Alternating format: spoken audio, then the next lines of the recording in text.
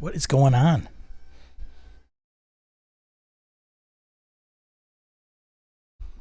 All right.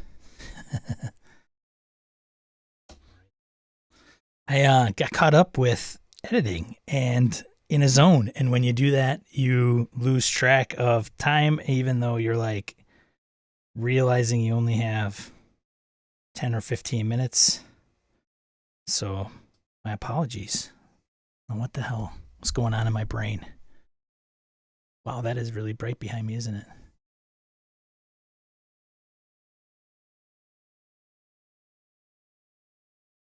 Um, Good morning, good afternoon, good evening. Let me turn this thing up.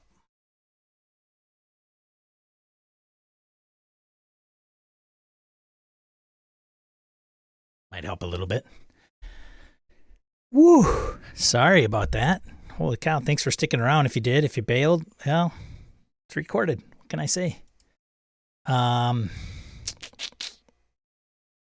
yeah. Look at that. Let me get a soda quick. Oh, look at Joe Swick's probably like, hey, is it canceled? No, it's not canceled, Joe. I'm on here.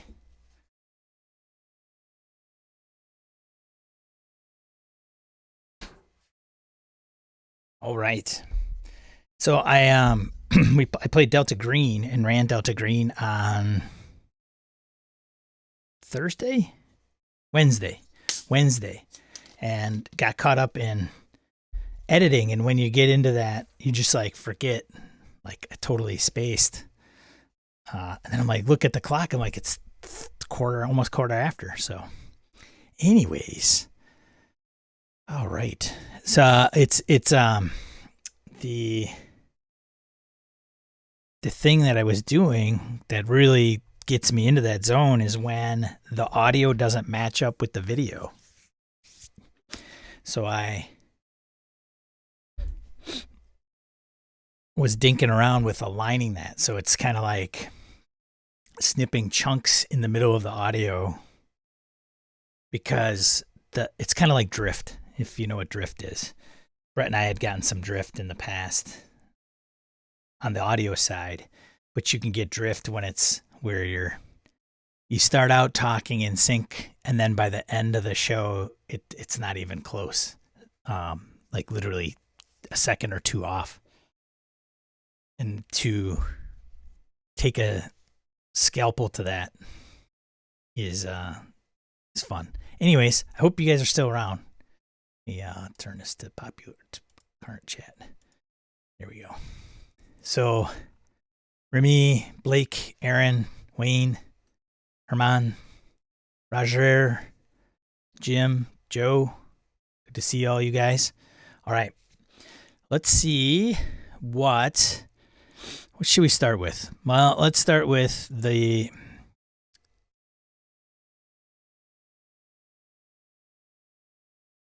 come on, seriously, what is going on here?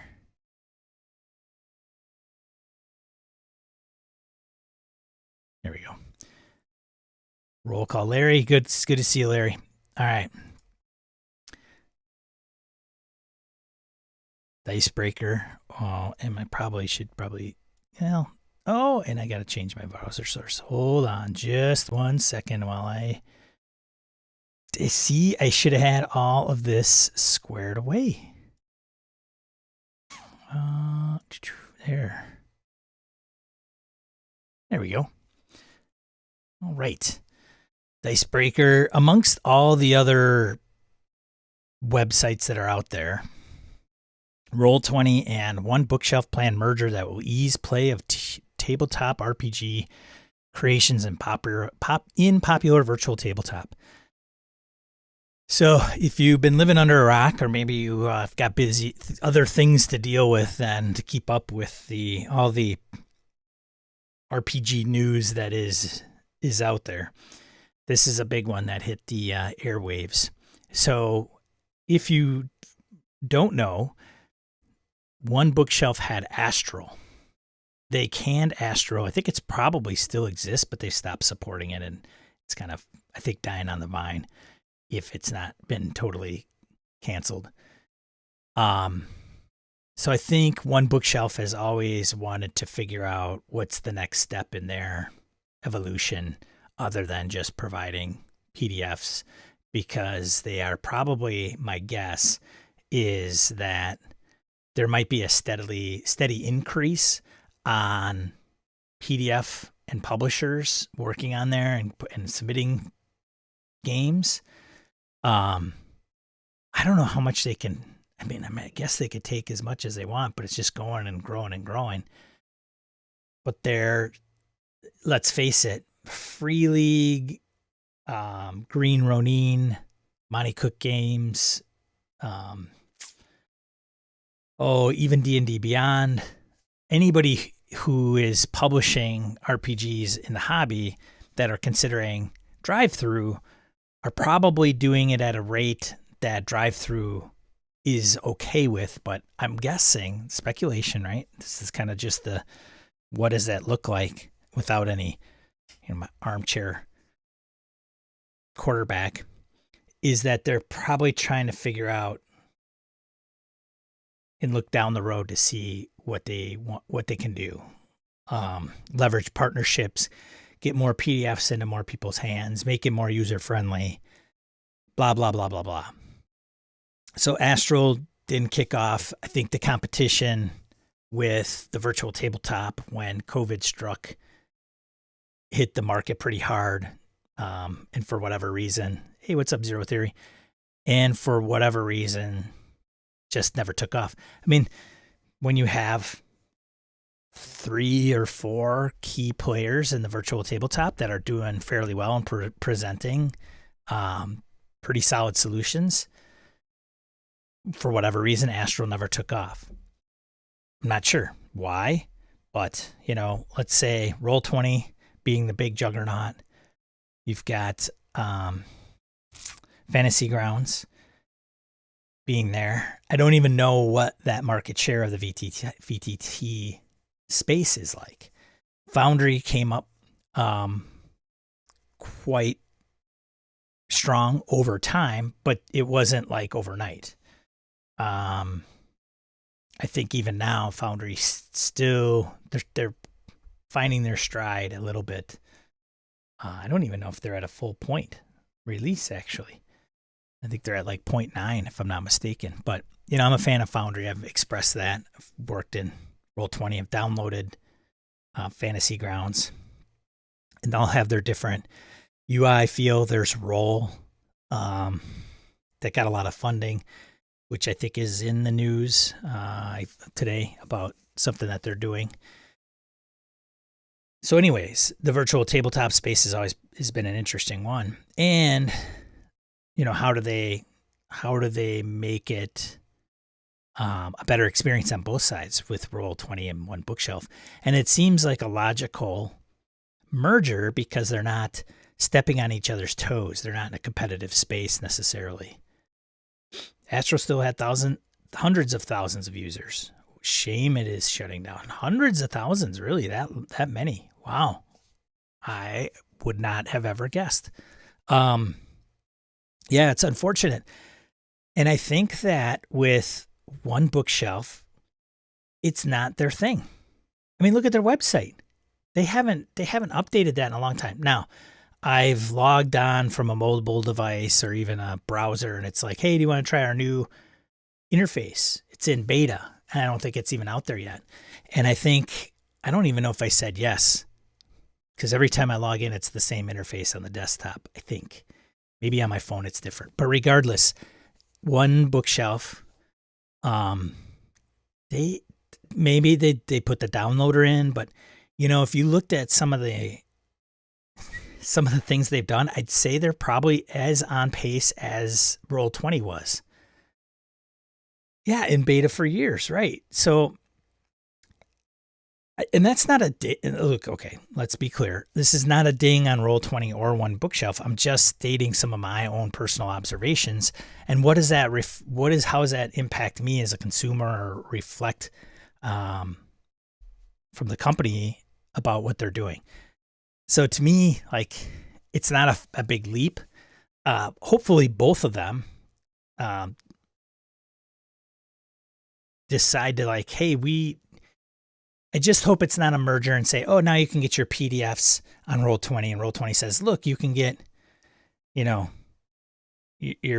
PDFs here on Roll20, and they don't look at improving their products or their interfaces or what you're able to do.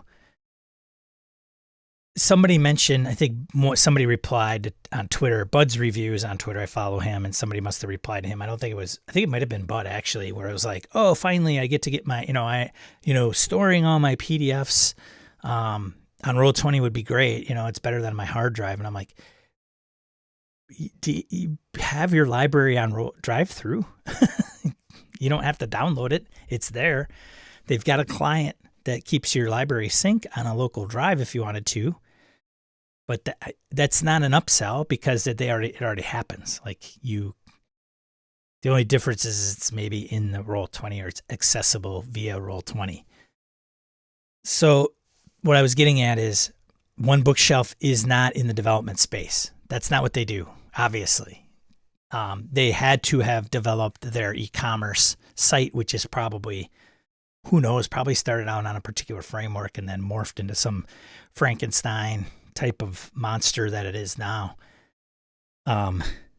It's scaled for the most part, I think. I mean, they put in Dropbox integration, so when you download, you could choose to download it to your Dropbox if you have an account there, which is free up to like, 2 gigabytes or something.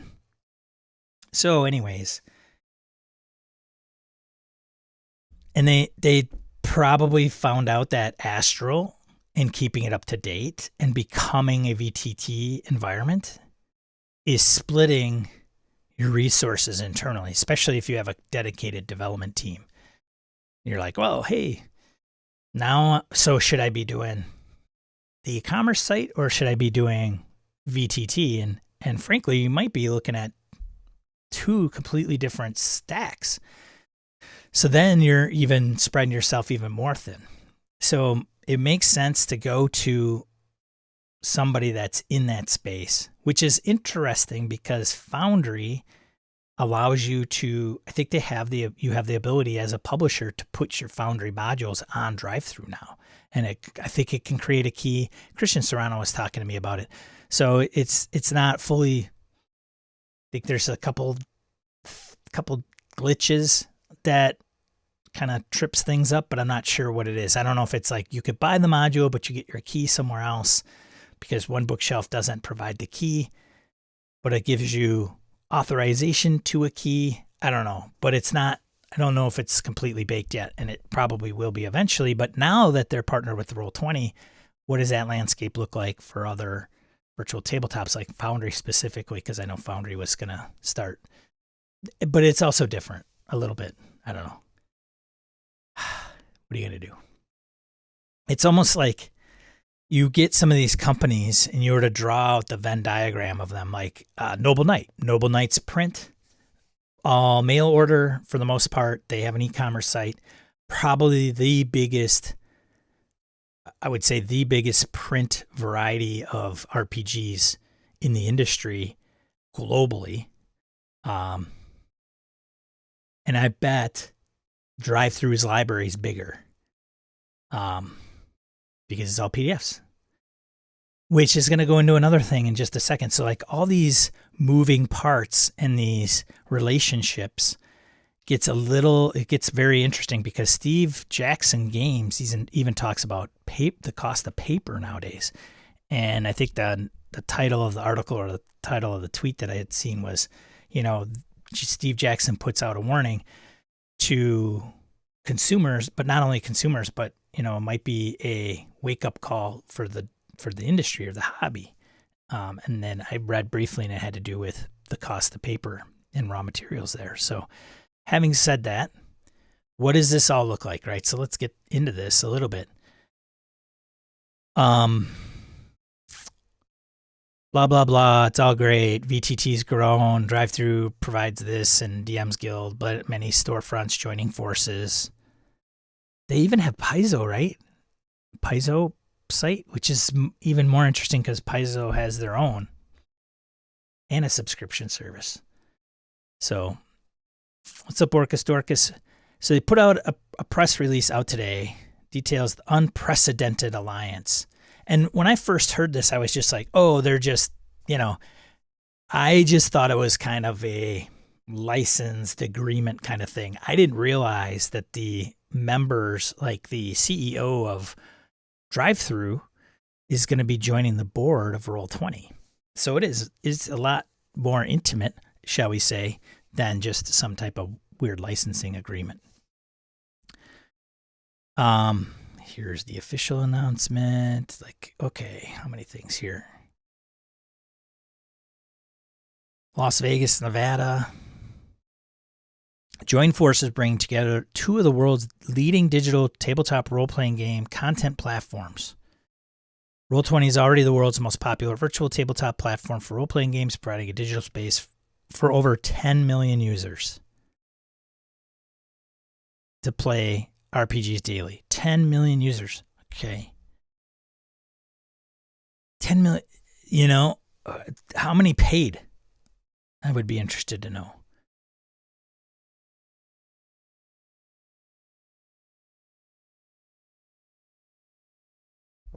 One Bookshelf manages 11 e-commerce marketplaces. Big ones are Drive-Thru and the DM Guild. DM's Guild. Blah, blah, blah. Fluff, fluff, fluff. We're great. They're great. We're just going to be great together. It brings together a party of 40 technical wizards dedicated to improving product code and user experience. So a team of 40 developers. So that's combined. So you can imagine what their stable looked like before the merger, right? However it's sliced. In the coming weeks, the new entity will add PDF support to Roll20's virtual tabletop, giving GMs and players the ability to upload, read, share, and immediately play using any PDF in the VTT. At a later date, the companies will make One Bookshelf PDF libraries accessible within Roll20 virtual tabletop experience and are committing to ensure that One Bookshelf PDFs will not count toward Roll20 storage quotas. So what that means to me is that Roll20 isn't going to incur overhead for providing the feature of PDFs. Or maybe it does, but they don't care. So they're not going to pass it along and impact us as a user, which is great because,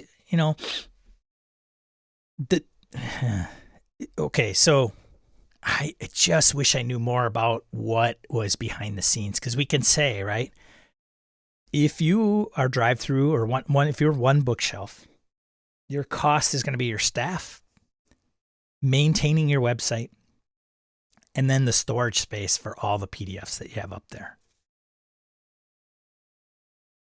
I would imagine, and then what happens is when somebody buys a PDF, it goes into your library. And I wonder if it's in your library, if it stays there and it's the same PDF and it's one instance, it's just kind of dynamically linked. I don't know how that's set up architecturally. But when you download it, that's when I think it puts in the watermarks. So I'm just trying to get an idea of, is every copy of a PDF on One Bookshelf or Drive-Thru another instance, or is it just a single instance? Because if it's a single instance, then storage will still climb, but it's not going to climb when 1,000 of us buy one particular product.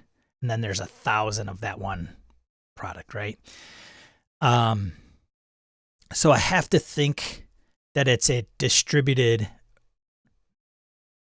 load balanced system in and of itself naturally in order to serve up what they need with a content delivery network and things of that nature, right? There's architects that I've staffed that know much, much more about this than I do. But Roll20's storage probably grows with the amount of assets that they have, and then their assets are probably similar. So when I buy Tomb of Annihilation from Roll20, it may be a similar setup where they're considering what the storage costs are, and then when I need it, it's provided. I would imagine that there is some on demand, because that's the beauty of the cloud and AWS and Azure, is that you could provide bandwidth, storage, resources, and then you can wind them down so you can prevent cost, right? It prevents you from having to buy a butt ton of physical equipment when you may not need it all the time. So no, your one bookshelf PDF will not go towards your Roll20 storage quotas, probably because you've already kind of got those on one bookshelf. So somehow I would imagine they're going to make an interface where you're going to have your library. You'll probably log into Roll20 and say, hey, now offering your library from one bookshelf / drive-through, would you like to connect to that website? And you go, yes. And then you click connect, and then it'll ask you for your username and password, and you put that in there, and then it will give you a link or some type of interface to grab whatever PDF that you want. I'm interested in how it will sort it. If it does, I'm guessing it's probably going to be by publisher. Maybe there's a couple sort options, but it's just going to list all your PDFs. And maybe it's a tab in Roll20, above the chat. And maybe like Foundry, it's like a compendium. And if you want to import it, then you can. I don't think the format's going to change, though. I think it's just going to bring your PDF into Roll20. So maybe it's still on one bookshelf. And then if you want to bring it over so you can quickly access it in the game that you're running. So say, for example, you're running Call of Cthulhu and you want to bring in the Call of Cthulhu stuff. The thing I think that this will benefit is that it will prevent Roll20 from having to do what they've been doing, which is grow their marketplace. Hey, Matty Q. Foundry is still the best, Michael says in his humble opinion, but having that catalog of products available in Roll20 and whatever. Shoot. I gotta get my chat a little wider here so I don't have to scroll. Whatever it takes is, wow, Roll20 will be offering something no other VTT can even come close to. Agreed, but if Roll20, I just don't like Roll20. I don't think they're doing enough to innovate on the virtual tabletop. I think it's stagnated. I think it's easier. I think it's more fun in Foundry. So, okay, I already have all my PDFs on my hard drive and drive-through. I imported into PDF Foundry, the module. I mean, I think I've got maybe 6 games on Foundry right now. 7, 8 maybe. 2 of them are not mine. And I don't have all my PDFs in that, and I don't need them all, honestly. I think it's a convenience, but I think it depends on how it's implemented. I have unless Roll20 is like, dude, you got to check out their interface. They're really revamping it, and it makes it more intuitive, and then it's got this, these things. I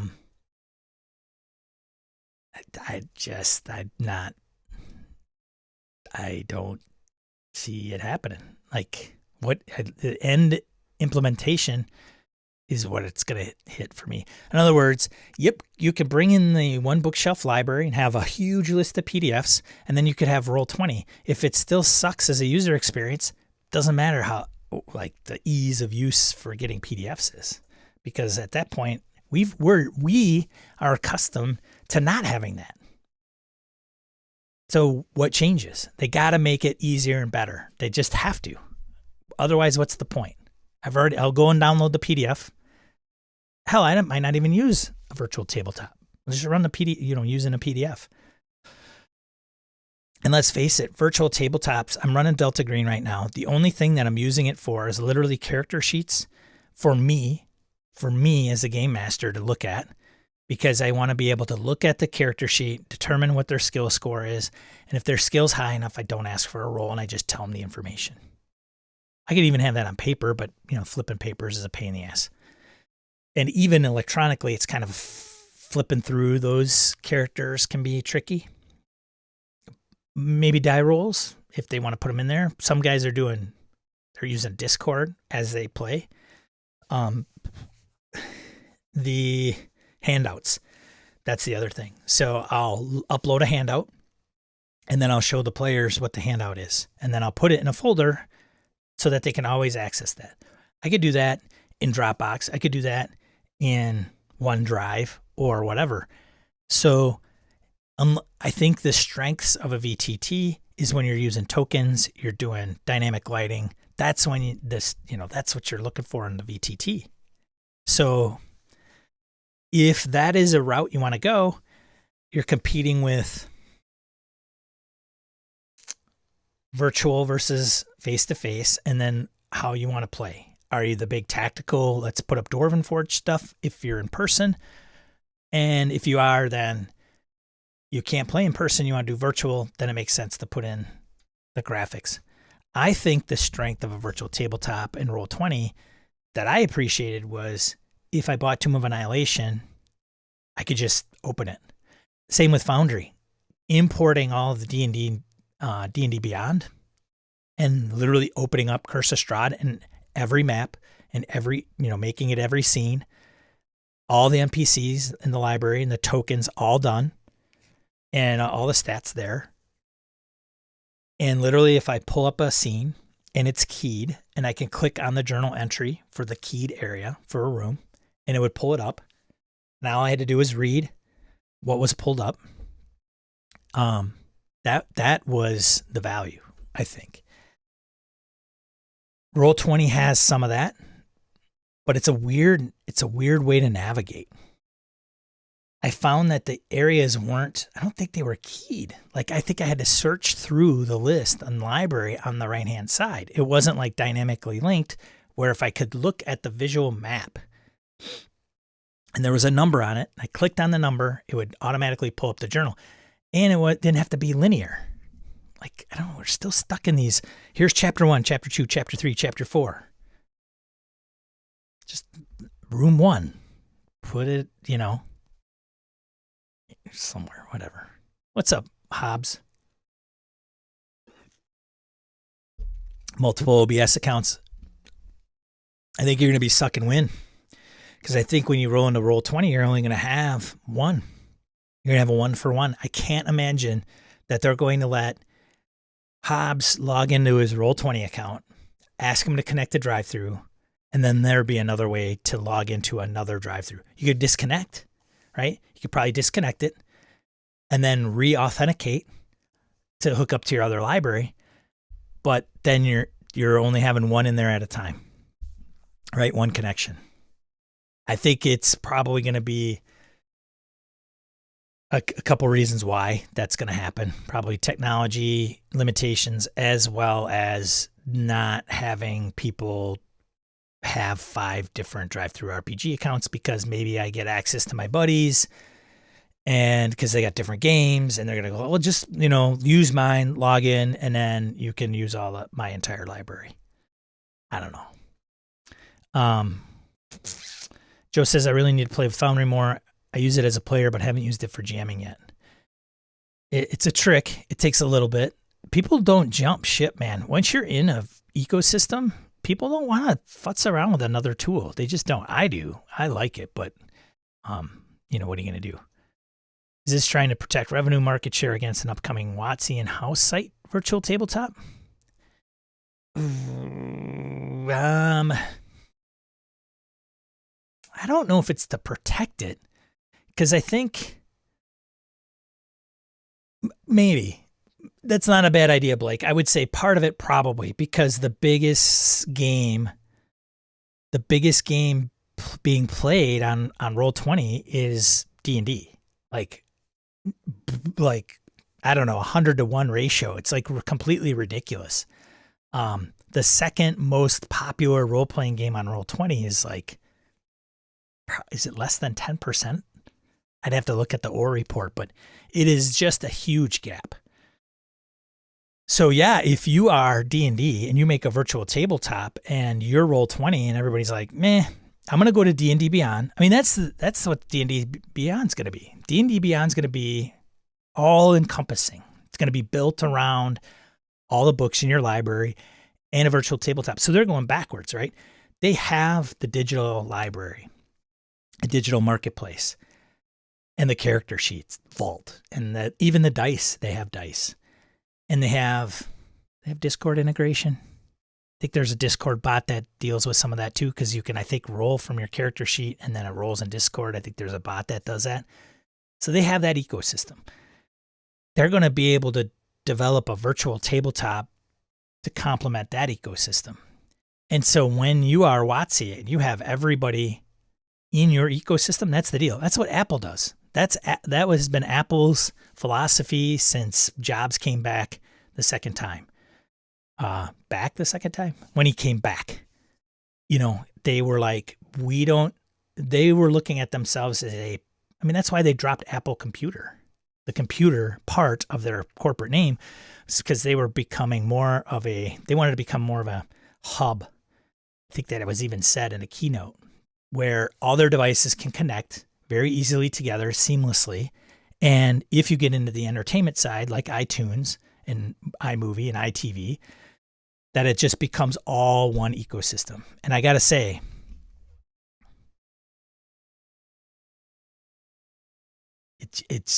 it works for me.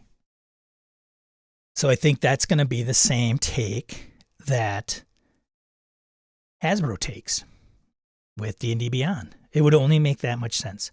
We don't want to have all our players on Roll20 when we can have them on our site. And the thing is if you're on D&D Beyond and you have your characters, you have your library, you have your virtual tabletop, it may even be cheaper, right? Wait until DM's Guild. What does that look like? They'll probably keep DM's Guild and let One Bookshelf offer that because there's a lot of fan-created content on DM's Guild. That may be a way of them separating the official content from the unofficial content. Still support people that love the game, but I doubt that they're going to bring in a DM's Guild into D&D Beyond. Maybe they do. Maybe at some time they do that and they start from scratch and say, now you can take your published stuff, their D&D.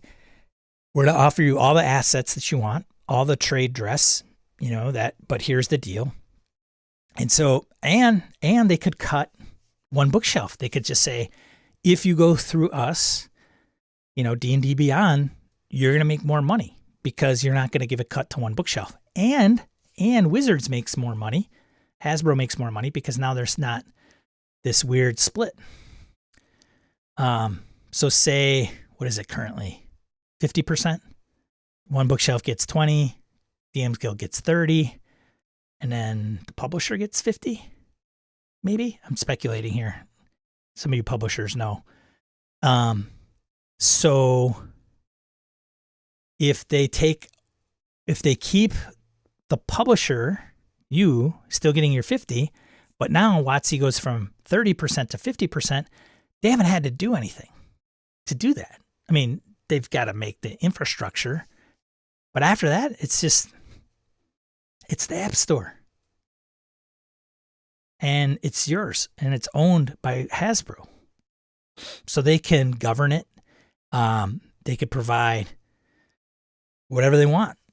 So it might not be a bad thing. Like those 10 million people on,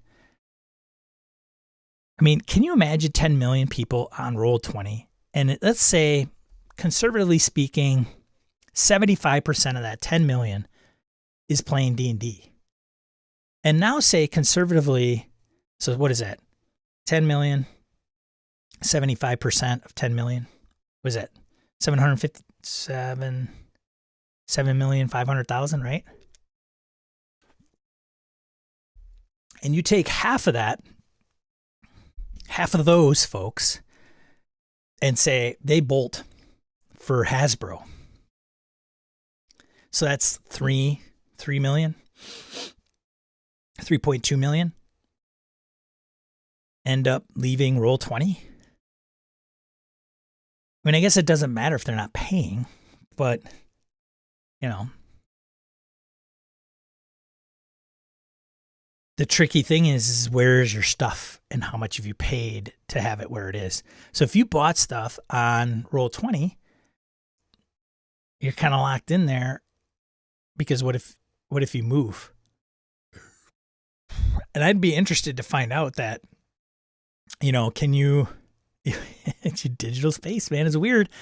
If you buy your Tomb of Annihilation, like I did from Roll20, which I'm sure is still there, but what happens if that relationship between Hasbro and Roll20, I don't know what the terms are. I don't know what the contract is. Like, does it mean that license is good forever so that we don't screw over Sean, the end customer? I would hope so, but I don't know.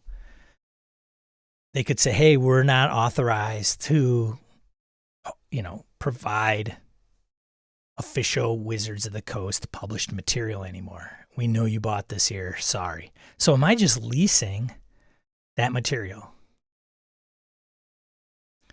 Man, sometimes you got to look into these terms and conditions and dissect them, and maybe that's something of an episode to put you guys to sleep about, but it's something to consider.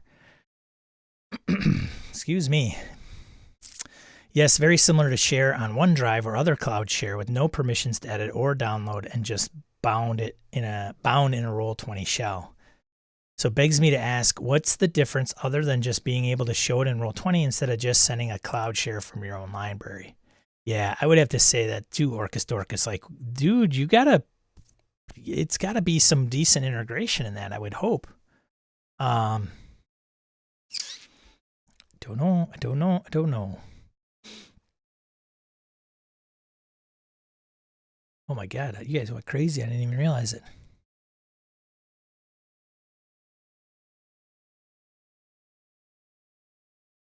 By bringing it in, the only thing it would really be of value is to share with players. Otherwise, I could have another window open to view my PDF. And right now you could share with other players, right? If you got D&D Beyond, so maybe they're taking a card from them. If done well, I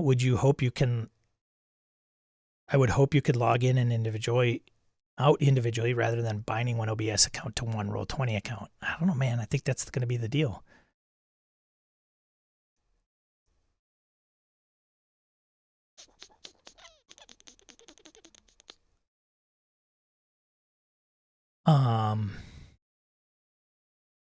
So yeah, Roll20 better than Foundry. See?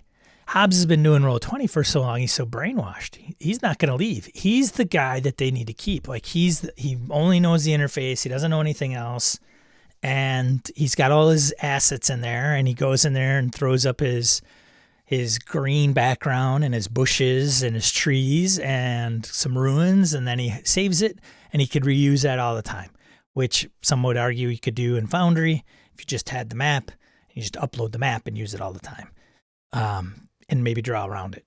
But he's doing that all in Roll20. He doesn't want to learn anything else. There you go. He's not leaving. Unless something goes completely awry. Hobbs, I got a question. You pay for it?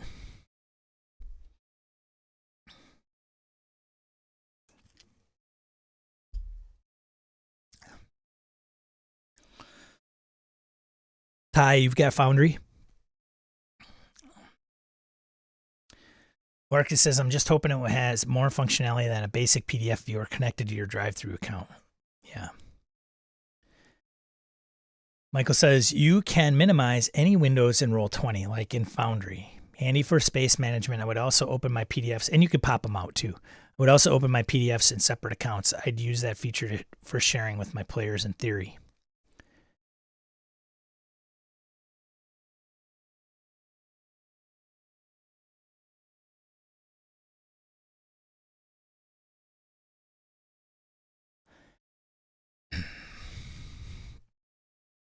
Foundry is king.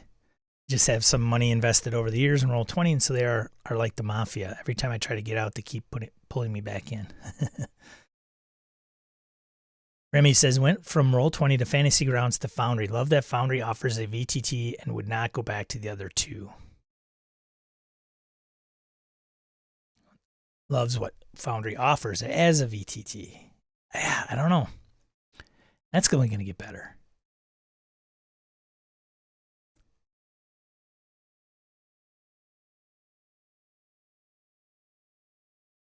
Riddell says, in my opinion, if you don't think that market share issues cross their mind with this, I have a bridge to sell you. Look at any megacorp these days. If you don't grow, you get swallowed up by the bigger fish.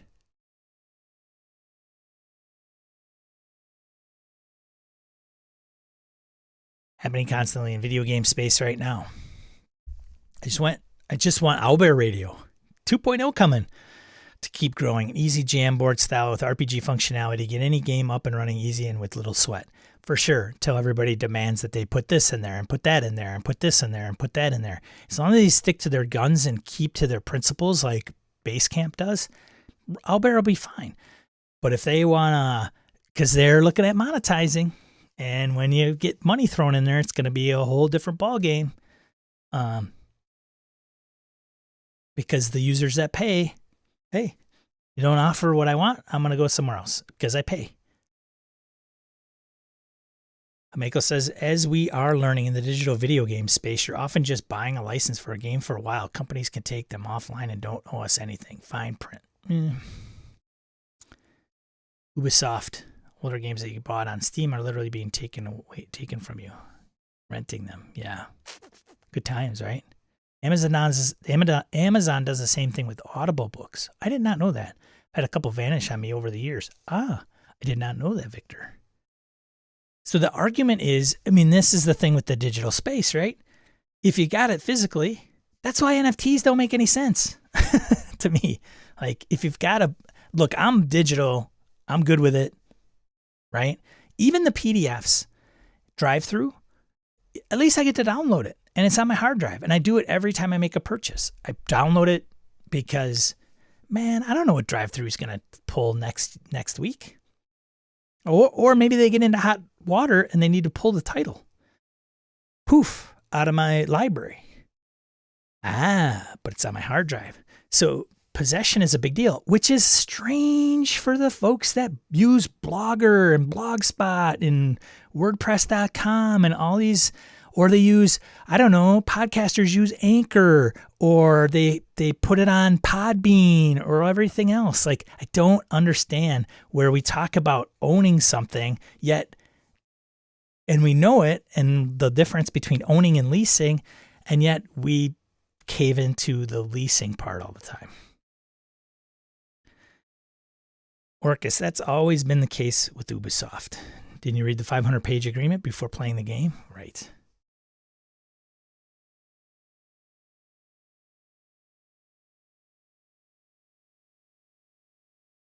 Matty Q has no time to learn new stuff.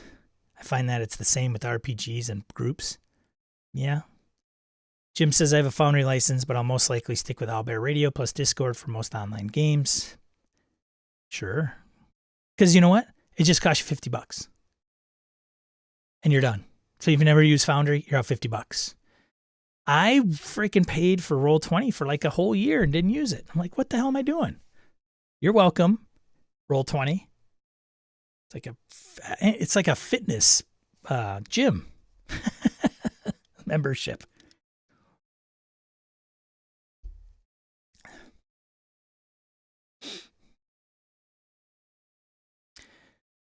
Michael says, security of the physical products is real. I've started buying Blu-rays again. They can't take those away from me. Hobbsy says, I've had a Roll20 Plus account for a long time. So you pay. Okay. Yeah, sure. Which is good. I think you should if you use it a lot, if you use it enough. I wasn't, so. And the benefits weren't going to help me because I didn't need the huge space or the assets or the scripting. Star Wars, I'd have to pay because you need the script access to get the Star Wars sheets and dice to work for Fantasy Flight Games' version. Blake says, I've got 30 PDFs on my phone. 30? That's it? Granted, I don't have a lot of PDFs on my phone. I've got in my library on my iPad. I think I got a 30 gig PDF library. I don't even know what I have. Let me see.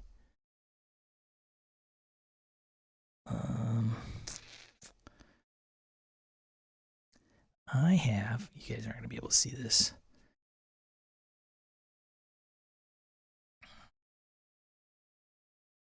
Here's the beauty. Get Backblaze and get a 10 terabyte drive and have it all uploaded to Backblaze. So my RPG library is, it's calculating size. My guess is 30 gigabytes. Well, I'll let you know in a second when that's done.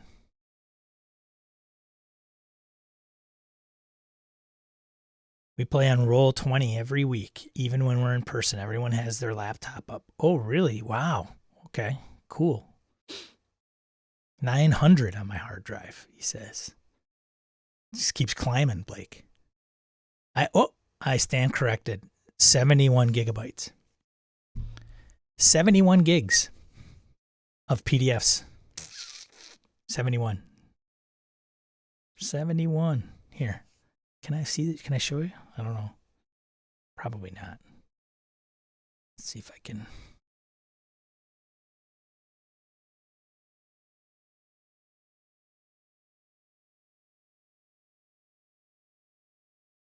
There.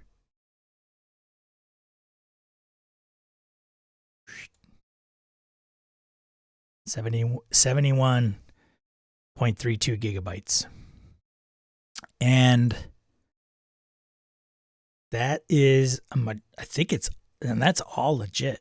Like, that's not pirated stuff. That's all one bookshelf typically, or Humble Bundle, or Humble Bundles, bundles. Yeah.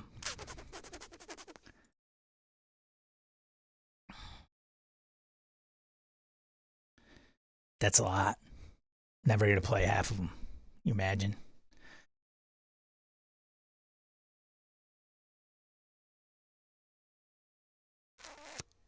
Hob says, I've owned Foundry, but it's fiddly. Well, it is. The problem with, here's the problem with Foundry. Foundry is you got to get modules to incorporate a lot of the things that make it better, easier, fits your, what you need to do. And it's not, they're not all core. And those modules are done by community members. So you have a very heavy community involvement in the success of Foundry, and they're doing it for their own needs because they're fans of Foundry and they're coders. So some of those things like Dice So Nice probably should be core, you know, and they always address those things. But as a new user, that is a huge drawback because you don't know what modules you need or what they do. So if Foundry were like an all-in-one and it had all the modules that I have and they have and they have, and it's uniform, and you know how they all work because it never changes, then it's the uphill battle is significantly declined. So that's but the good part of that is you only need what you want or you prefer. Out of the box, Foundry is good. I mean, it'll do what you need, but you know, you have to learn it, and people don't want to do that. So I can empathize. I get it.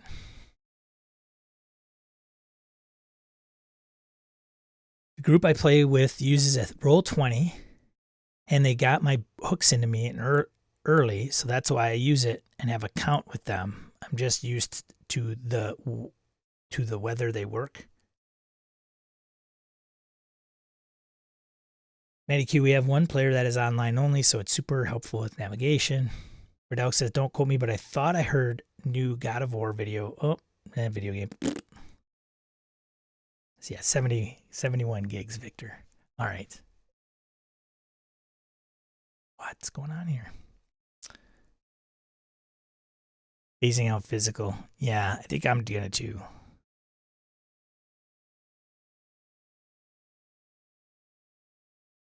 Say you have so many 71 gigs on local and motherboard fries, you pay for cloud too. I do.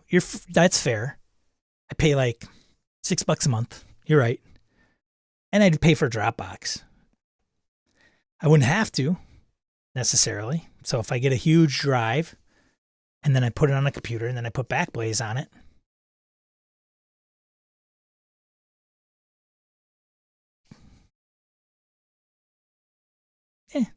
I mean, you should do that anyway, like regardless.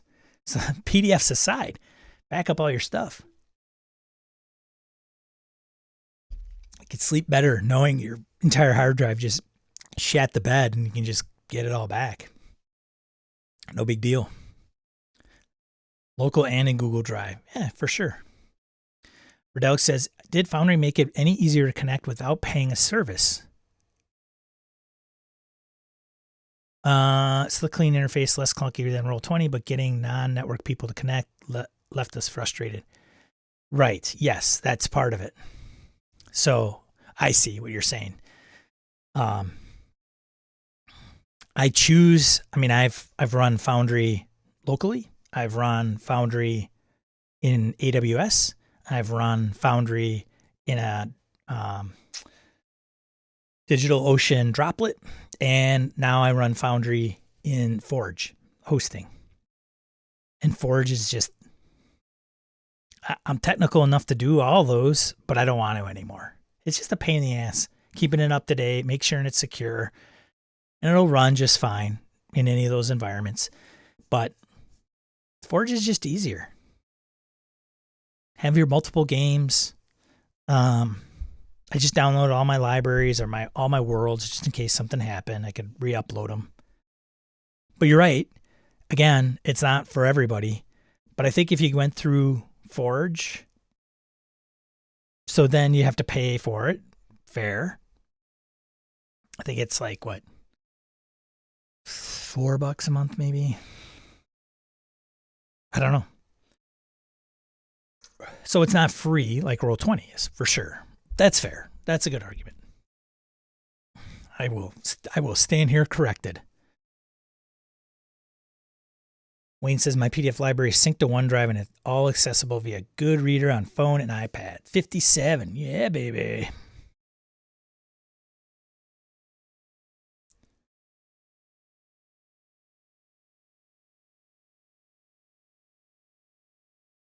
Map tools. I remember map tools. Victor's is around 88. Damn.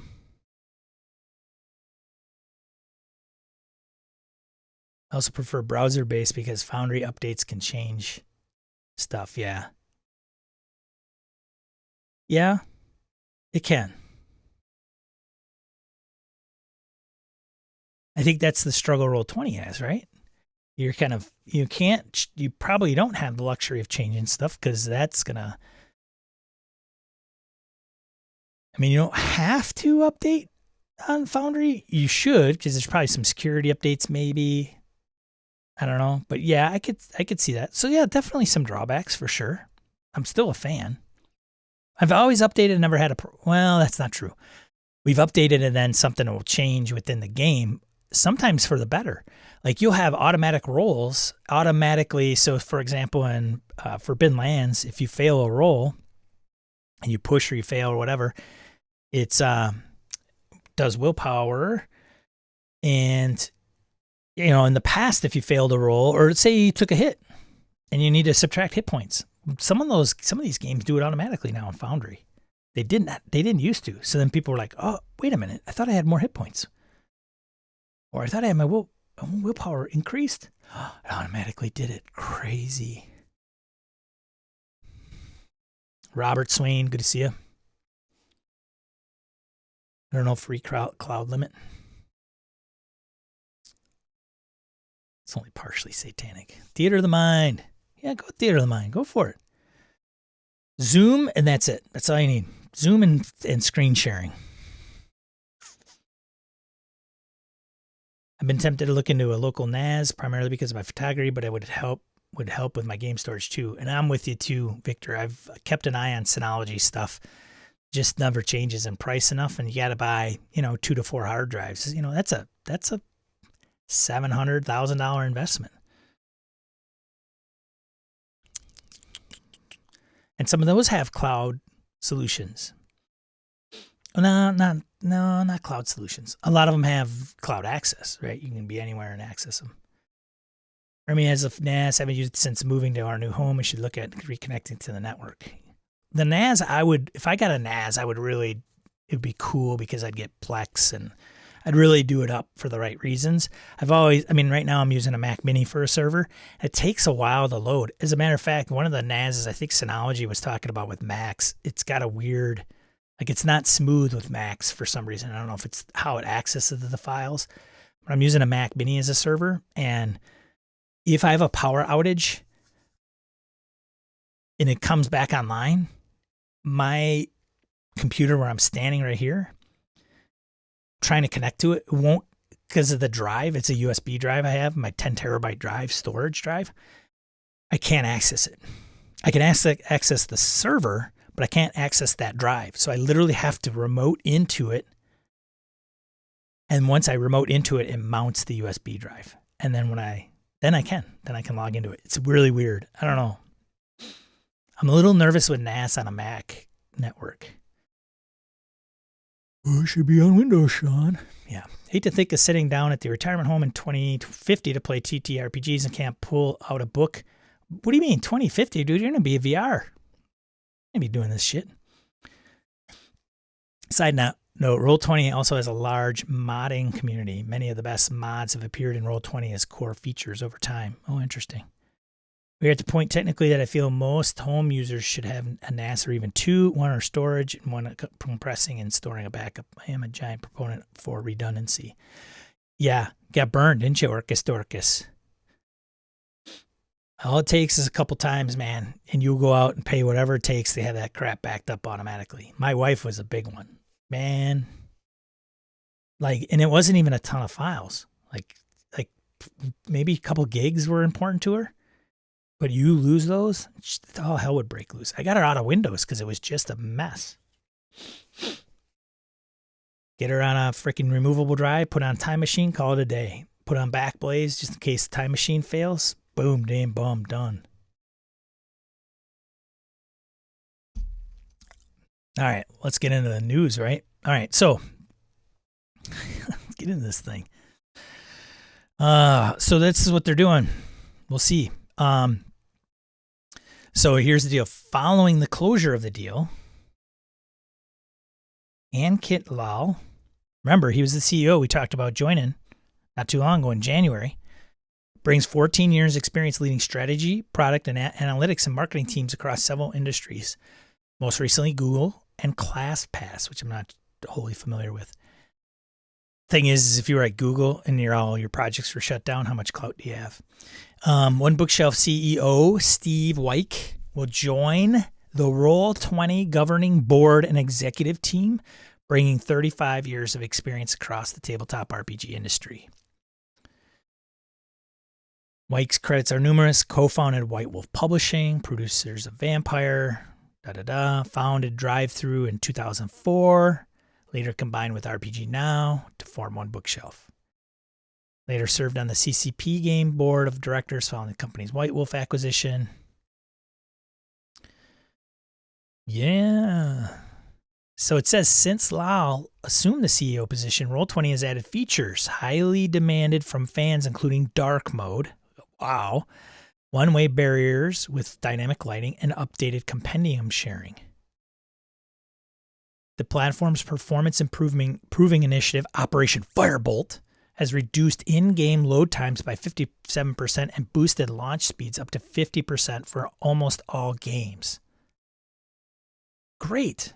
They are doing stuff look at that. Right? They would have probably never done that if Lal didn't come in. Roll20 has been resting on their laurels for a long time, man. Lal knew, hey, you guys don't do something here, people aren't a jump. Pandemic's bringing up all these freaking weird VTTs. They're going to come up and eat your lunch. Over the rest of the 2022, Roll20 users can look forward to continued VTT improvements, faster dice results, more dynamic lighting updates, improved character creation, and character sheets and more, which is another thing that's hugely needed, I think, on Roll20, and probably any virtual tabletop is standardized character sheets across everything. Like there's a lot of community stuff around Roll20 and character sheets. I know some of them have their defaults, but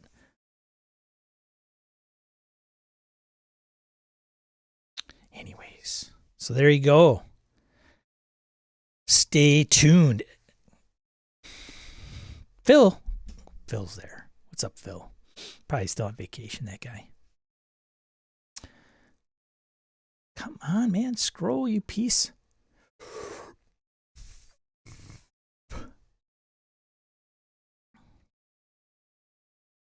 Phil's younger than me. Phil, I thought you'd be more digital. I don't know. That's fine. I know you poo mention of the video games, but that's literally what they are trying to model TTRPG's business model on now. Look at their new hires. Yep. Magic's been out there for a while in the digital space, for sure. But whatever. I'm okay. I still don't tune into video games.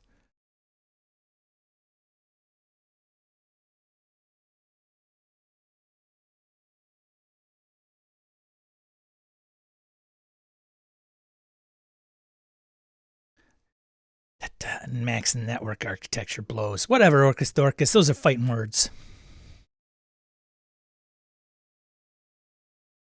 So don't get attached to stuff that I only have in digital format, except for stuff that I made. Yeah. All this tech navigation and learning curves feels like time lost from actual planning and playing games. Too terrifying to dip a toe in those waters. TikTok with Sean. Hell yeah, man.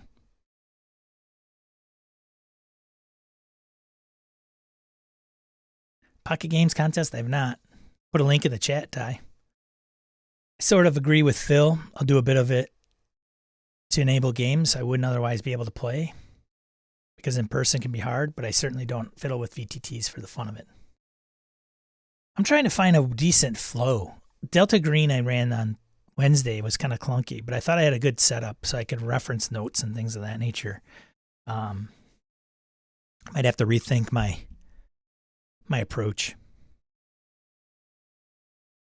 Okay, let's see. What else have we got here? What else?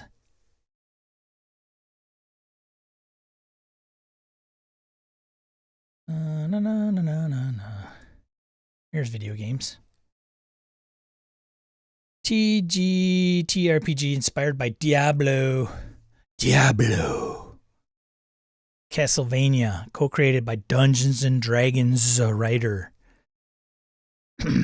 And I'm not a big, I'm Diablo. Had it, played it once. I think that was it. Click. Castlevania was co-created by writers behind the original D&D. What? Oh, original D&D setting. That's right. That's what I want to bring up. Helgard, Curse of Cana?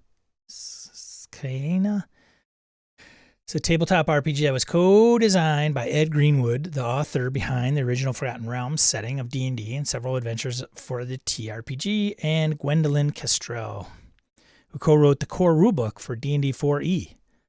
TRPG takes place in the world of Cana, which has been in the grips of an infernal war far too long. Taking inspiration from hellish settings such as dungeon crawler video games and Activision Blizzard's Diablo series, as well as Castlevania video game series published by Konami, Helgard sees players exploring a dark and haunted by supernatural evils that they must fight. There you go.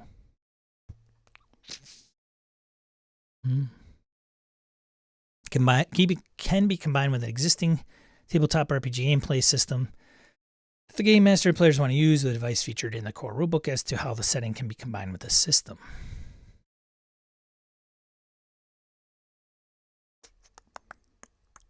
One-shot adventures for players to experience, such as an investigation in the disappearance of a young man from a local village.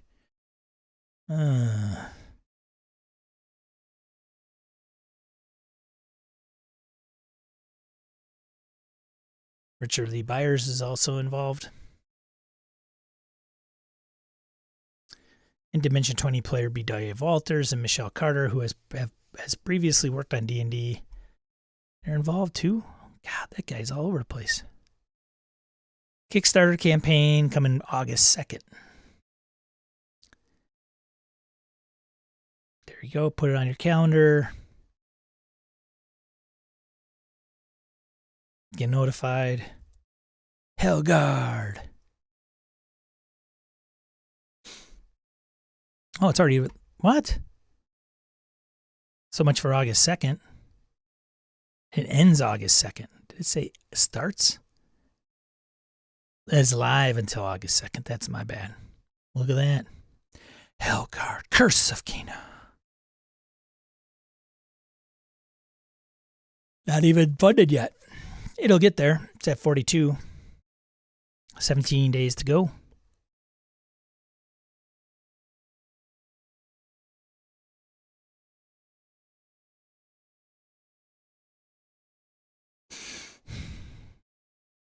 Nora Ibrahim? Huh. John Wick? Interesting.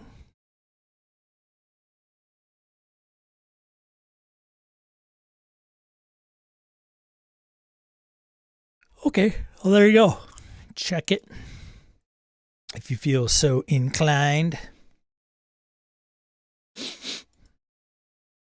Let's see.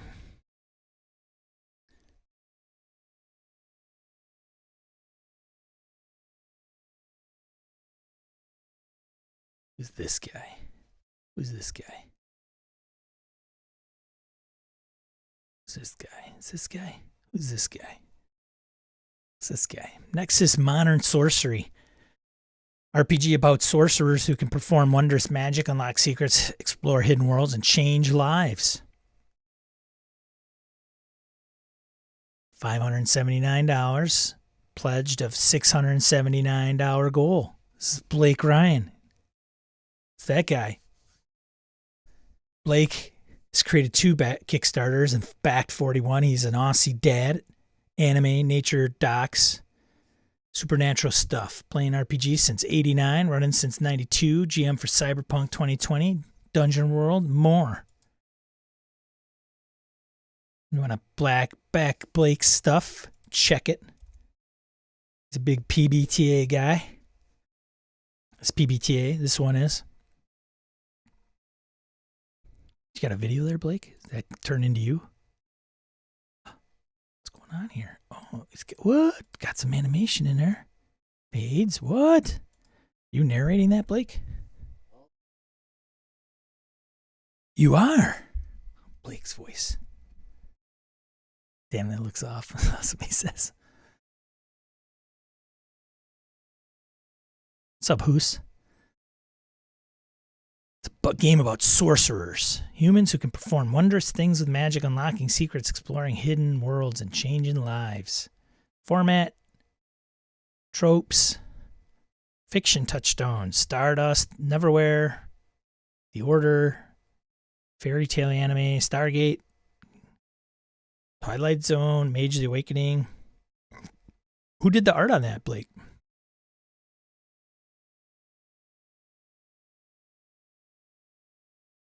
Is that Hish? No. It's not Hish, is it?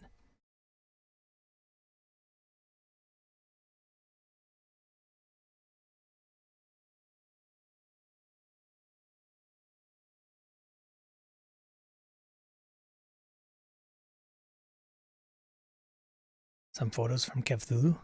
Oh, that's what those were. Ah, I thought, look at that. That's his photo right there, right? Probably. No, it's got a pine tree. That's not his.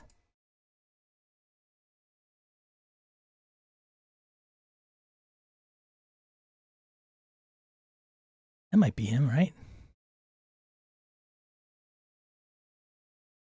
That's his right there. Look at that. That's his. I think that's like his driveway. That's funny. Cthulhu. All right.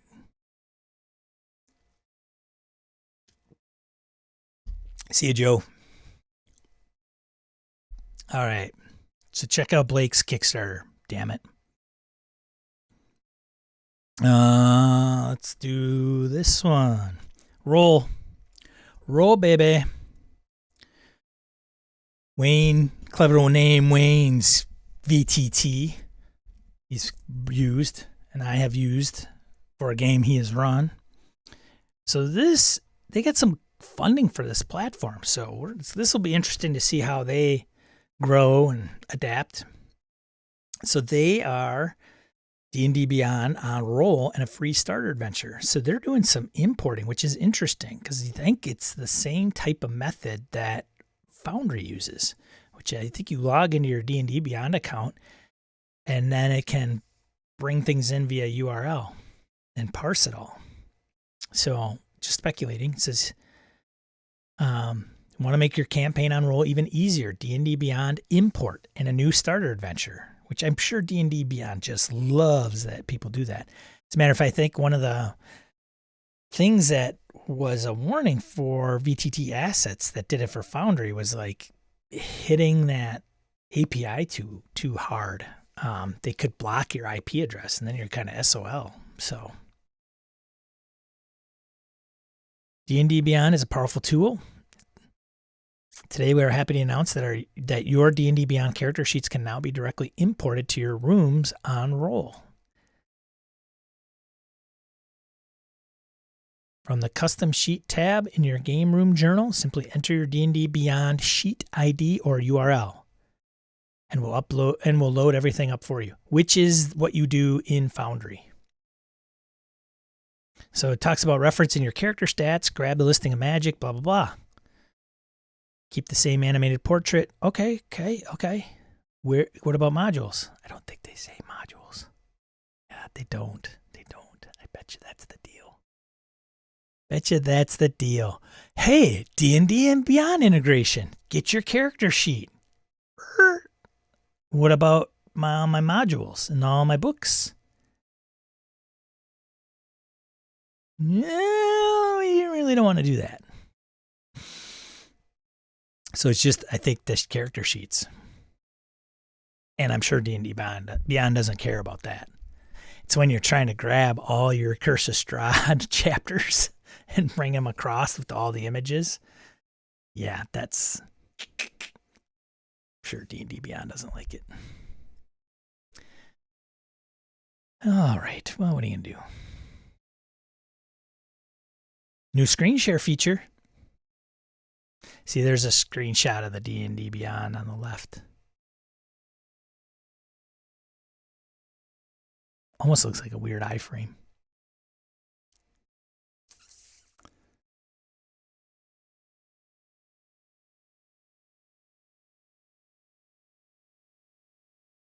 Free adventure. Here, check out the D&D Beyond FAQ. We will. Free adventure for everyone. With the popularity of shows like Stranger Things and actual plays like Critical Role and Dimension 20, more new players are discovering D&D every day. Roll is here to help new DMs and players by making Session 1 as easy and prep-free as possible. We've launched our free illustrated Cabin in the Glade starter adventure, a theater of the mind story ideal for new groups and DMs, or experienced parties just looking for a fun, low-prep session to play.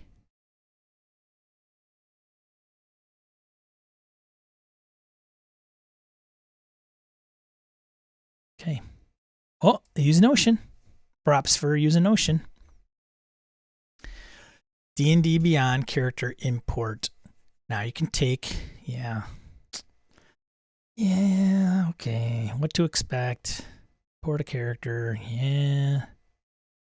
What if you do if your character's private? Yeah. That's it. It's character sheet. It's not. It's D&D Beyond, but it's not the integration I'm looking for. This is not the integration you're looking for. This is not the integration I'm looking for. Go on. Go about your business. Move along. Well, okay. Well, I guess. Makes D&Ders happier, probably.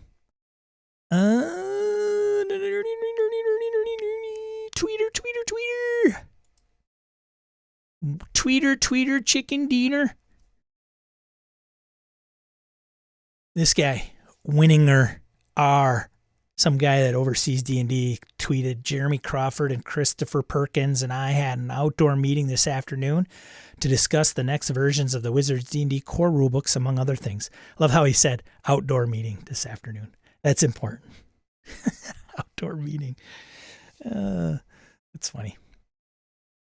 Chris's adorable dog Milo spent much of the meeting in my lap. I finally understand why Chris is so laid back. Aw, he's connecting with his staff. Good job. So this guy below him says, "Oh, cool. Hey, any delicious hints you can share?" And he says, "Milo loves ravioli. Plus, you'll get a first look at some of the new design work soon." Wow. I listened to Sly Flourish, aka Mike Shea, on the, yeah, you guessed it, Third Floor Wars podcast. That was snubbed from an Any. Craig Shipman. There you go. Another plug. Somebody better start counting because I'm going to, keeping score here. Mike was talking about, I think there was some scrutiny on whether Wizards was going to put out a new D&D version. And he had said that a lot of people in his peer group were very much, new edition's coming. And now he says some of those people are bringing that down a little bit. And one of the main reasons he mentioned was that Wizards was investing, and I think brought in-house translators to convert or translate native English core books and supplements into foreign languages. And that's no small task, especially if you do it in-house. They think that with that investment, they're not wanting to do that and then have to then change up the whole rule set a year later. I don't know. I mean, I think it's going to be a 5-5, maybe, right? Maybe fix some things. It's like a 3-0 to 3-5. Was it that huge? Some people liked it better, but I don't know. We'll see. We shall see.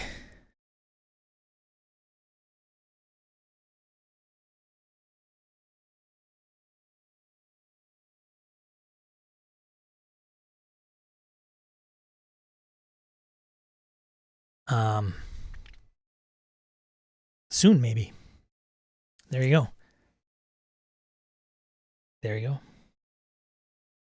Guess that was kind of pertinent, right? Maybe. Okay. Print news. Excellent. Party on. EN World. Check them out. Always a great site. enworld.org. Thanks for doing all the hard legwork, guys. All right. Let's see. New RPG print news. NPC Almanac, Castles and Crusades. Hardcover supplement, $30.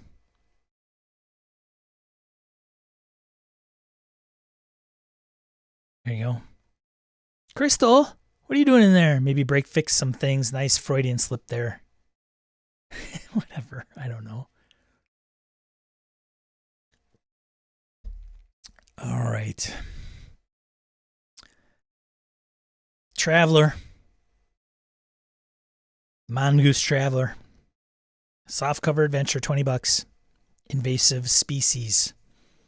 Travelers are hired by the Ducal Air to fly a safari ship first to Akusanja to obtain specimens of a rare and wild species and then transported to Tinia Faber. After that, the young Duke-to-be enlists the travelers to hunt the elusive creature in its adopted habitat. Cool. There you go, Traveler fans. The Dragon's Horde, 5e. Softcover supplements, $12 each. There you go. Heart of War. Epic Play. Legendary Games. Epic Play. Forgotten Crowns. Epic Play for 5th edition. Because 10th level's just not enough. You need Epic Play. Softcover epic level adventures, $20 each. Heart of War is an adventure on a different world for PCs at 22nd level, which includes pre-generated adventurers of 22nd level for every class.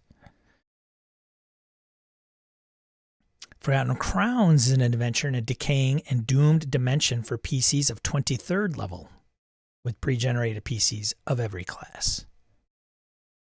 Epic level.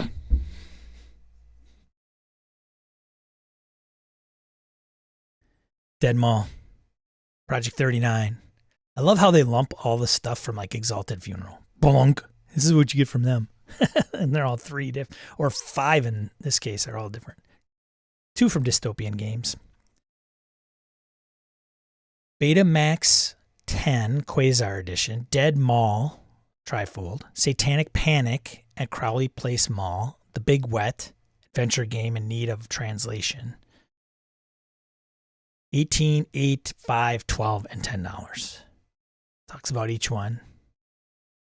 In Dead Mall, the PCs wind up in an abandoned mall and stumble upon something wrong, horribly, horribly wrong. You must investigate the mall and its monsters. With leftover detritus. Hey, Hobbs, I used detritus. Drink. He doesn't drink.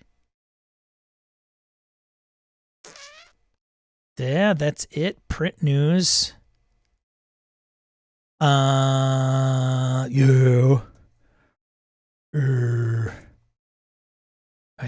I want to bring out something. Let's see if I can. I came across this on GM Mastermind. If you have not subscribed to GM Mastermind, why haven't you? Why not? Just listen to it. And if it's good, subscribe. gmmastermind.com/subscribe. Come on. Podcatcher of choice. It's great. We have guests on there talking about stuff. Monday, we're dropping session prep with Phil Vecchione and our very own Jim in the chat. We'll be on that show on Monday. The 25th Monday. Not this week Monday. Not the 18th Monday, the 25th Monday. Patrons will get it on the 18th. Jim and his sultry tones. I mean, it's well worth being a patron, but you don't have to be. And then recording duet gaming with Mr. Eric Salzwedel and Craig Shipman this week. Duet gaming. Not familiar with duet gaming? One game master, one player. As a duet.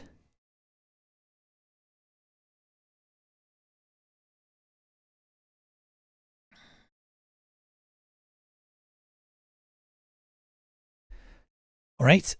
So on Twitter, somebody said, oh, I just listened to the suspense and horror GM Mastermind episode with Caleb Stokes and Bridget Jeffries.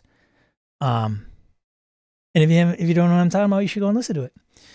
But they said, oh, I wish I would have listened to that before playing this other game. And I'm like, what other game? And they brought this up, which is Quietus. You guys, listen, have you ever heard of this? It's a $15 PDF. I believe it is. Whoops. I wanted to copy that. I don't know technology. Quietus. By Leisure Games. Not by Leisure Games. It's on Leisure Games to buy. This is just a site where you can buy it. That's not the... I don't know if you guys have heard of Quietus. It's by Sinister Beard Games. Here it is. So it is a one-shot, prepless RPG of melancholy horror. So it's a game for a game master and 1 or 2 players, and emulates tragic horror movies like Oculus, The Strangers, The Babadook, Inside, and recent Netflix version of The Haunting of Hill House. So out of all those, Sean has seen The Haunting of Hill House. I don't know if I've seen the others. It's powered by a stripped-down version of the award-winning Blades in the Dark engine. You'll create characters with tragic backstories and send them hurtling headlong into a nightmare where their trauma might be the only thing that saves them. So Croker's RPG Corner, or Croker's RPG on Twitter, pointed this out. Thank you, Croker. And it's got my curiosity piqued. And it does because it's a 1 to 2 player game. And I'm thinking like that might be a niche that is kind of interesting, right? It's easier to schedule. It's the fewer people you have, the easier it is to schedule. It's a one shot. Especially, this would be a good game if you're down players in 1 week and everybody's calling them quits. Well, we got 5 players, 2 of them are out. Let's call it quits. No, hold on. Let's play Quietus. Let me run it for you. If they like horror. Some people don't like horror RPGs. Croker had mentioned that the 2 games that they had played came down, like surviving came down to the last roll of the game, which was kind of interesting. So I don't know. I might check this out. A one-shot prepless RPG of melancholy horror. So let's analyze this for a second. One shot, no long campaign, prepless, low amount of players. And you want to tag on a 4th, it's on a system that's been around, Blades in the Dark. A little modified, but familiar with it. So I may pick up the PDF and check it out. £8. £8 sterling. But I'll probably get it from drive-through. Sierra Delk.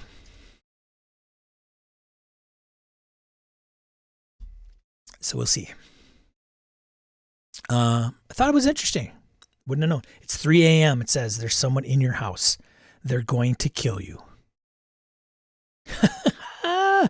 Quietus is a one-shot, prepless RPG, melancholy horror, blah, blah, blah, blah, blah, blah, blah, which I just mentioned. Yeah. Might check that out. Which is funny, I've never been a horror guy game. I've never been a horror game guy.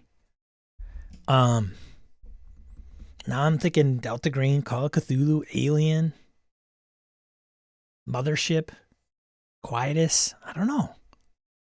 I think it's the suspense thing.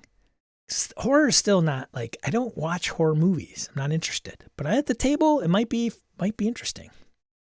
Nothing else, those prepless games could be nice to mine random tables out for other stuff. Yes! Crystal, yes! Yes! Oh, there was something. Oh, okay. I did skip a few things. Hold on a second. So I might check that out. Crowdfunding news. Let's see. Funding news, as Larry would say.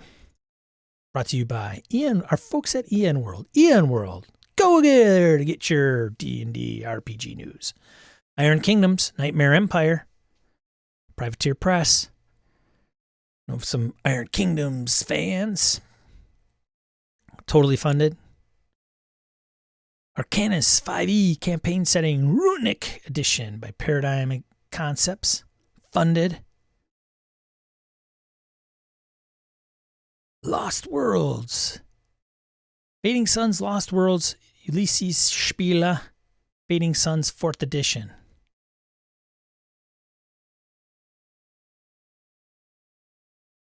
Funded.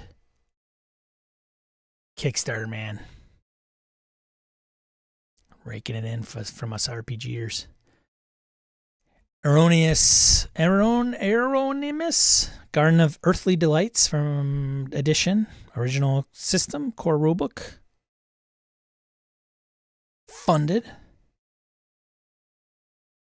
Is back this stuff? I've not tried Fading Suns. I'm interested, though. Some people have talked about it. I don't know much about it, actually, Blake. Anybody else? 65 Enchanted Trinkets for D&D 5th edition from EN Publishing. Doesn't say it's funded.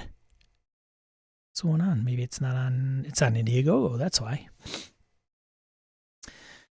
Folklore Bestiary from Mary Mushman. Available for 5th and OSE. Funded only 1,000%.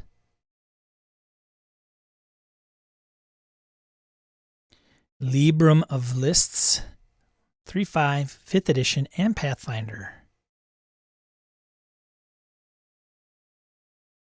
150 magic items, 9 ancestries, monsters, organizations, loot, happenings, and more. Funded. Big Bad Con.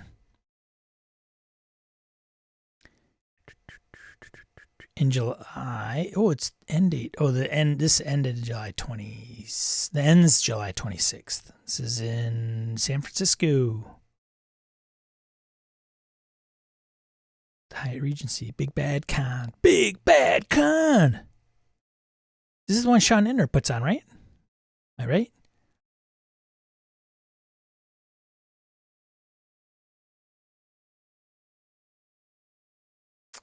So there's those. That's all the Kickstarters. Oh, let's see. What do we have? Here's Quietus, by the way. I'll put that in there. Check it out if you're so inclined.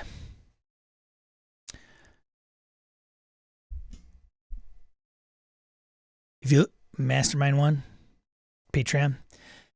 I switch my Patreon from OGBS to GMM. If you're looking for GM Mastermind Patreon, it's under my name. So don't search for GM Mastermind on Patreon. It won't come up. That's what people. So if you just go to gmmastermind.com/Patreon, then you'll find it. I also do Ko-fi. If you like Ko-fi and not Patreon. Oh, interesting, Victor. Pathfinder. Okay, here we go. Here's one. Here, you guys will like this. Pathfinder Savage Pinnacle Entertainment partners with Paizo for Pathfinder Savage Worlds. More for the Advanced Player's Guide. Dude, what is Shane doing over there? That crazy guy. Shane Hensley, it's Pinnacle. Second Kickstarter, Pathfinder for Savage Worlds, Curse of the Crimson Stone. Pinnacle offers the version much loved Curse of the Crimson Stone, AP, a new source book. Pathfinder role-playing game for Savage Worlds, Adventure Edition, Advanced Player's Guide. That's the title. Here. This is similar to naming your TV football game, the Thursday night edition of Monday Night Football. When you play charades and you need to do a TV show, use that one. The Thursday night edition of Monday Night Football. And see people like, Pathfinder role-playing game for Savage Worlds Adventure Edition, Advanced Player's Guide by Pinnacle Entertainment Group and licensed by Paizo. Who's playing Savage Worlds Pathfinder? Anybody? Is it good? Do they like it?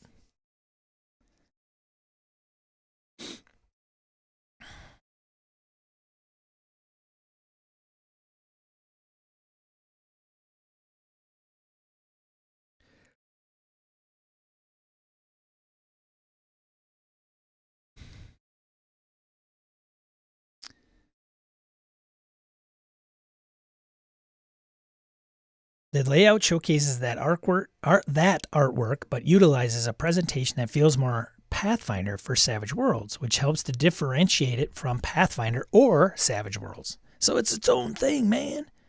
So what is it? David Pumpkins. Who is that? His own thing. Any questions?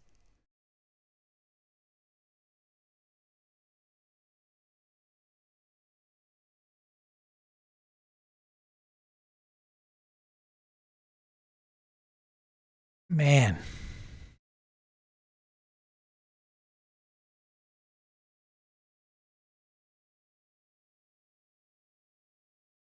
It's like all in, man. That's crazy.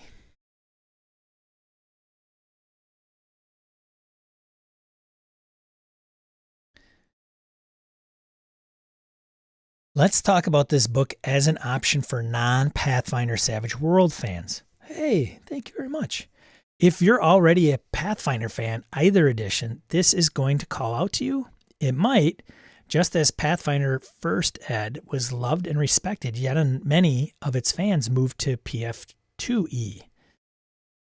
Pathfinder Savage Worlds will attract that same crowd of early adopters and Pathfinder lore fans.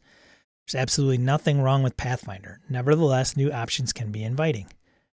What I like, this is the reviewer, by the way. What I like about Pathfinder Savage Worlds is simple. You're getting an established, easy-to-game system in Savage Worlds backed by the established gaming concept, setting, and history of Pathfinder. The upside to this is a streamlined, well-balanced engine, one with a dedicated following. Combine that with all the trappings of Pathfinder's lore and world, but none of its power creep, and you're looking at a standout product line. That's a good point. That's actually the very, very good point to put out there. Although I would say balanced engine might be, I think I know where they are going, but some people would say that Savage Worlds is very swingy. You're either not doing much or you're doing, like, you're just annihilating people with the explosive dice. I don't know. But I understand the well-balanced engine. And because it's not, you know why? You know why, people? You know why? Do you know why that is such a... Combine that with the trappings of Pathfinder's lore and world, but none of its power creep. And you're looking at a standout product line. You know why there's no power creep? It's not level-based.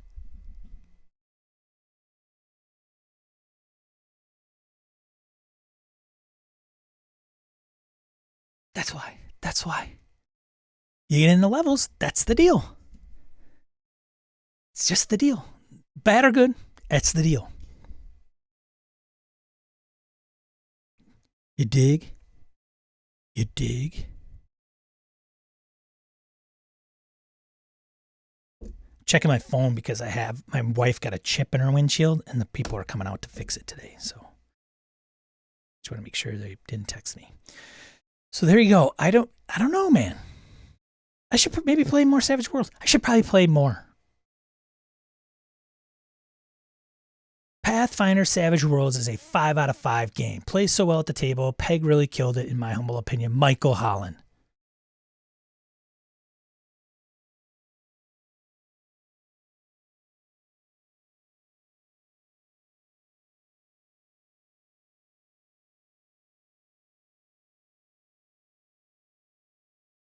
Okay, great.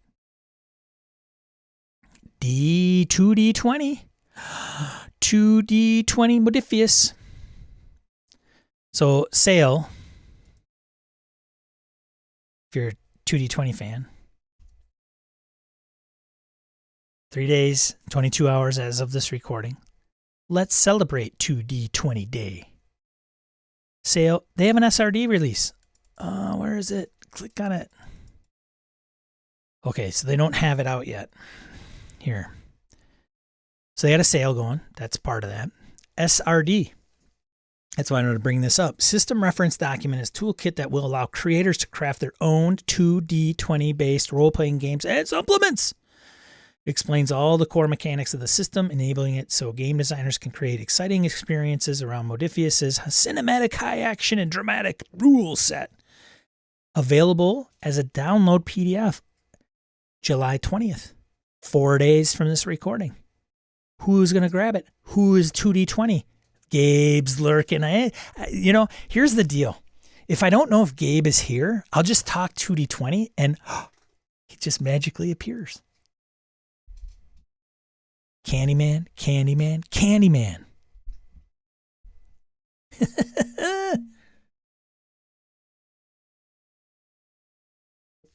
Gabe is our resident Conan 2D20 fan.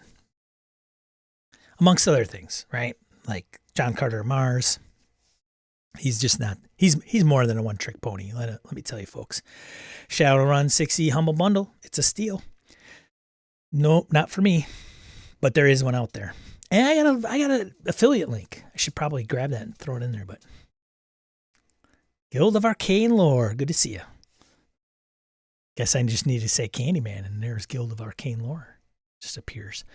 And then Modifius also has X start playing games. So start playing games is the, hey, you want to be a pro GM, come sign up at our website. They probably get a cut, but they do some marketing. They also feature like game days where I think they partnered up with,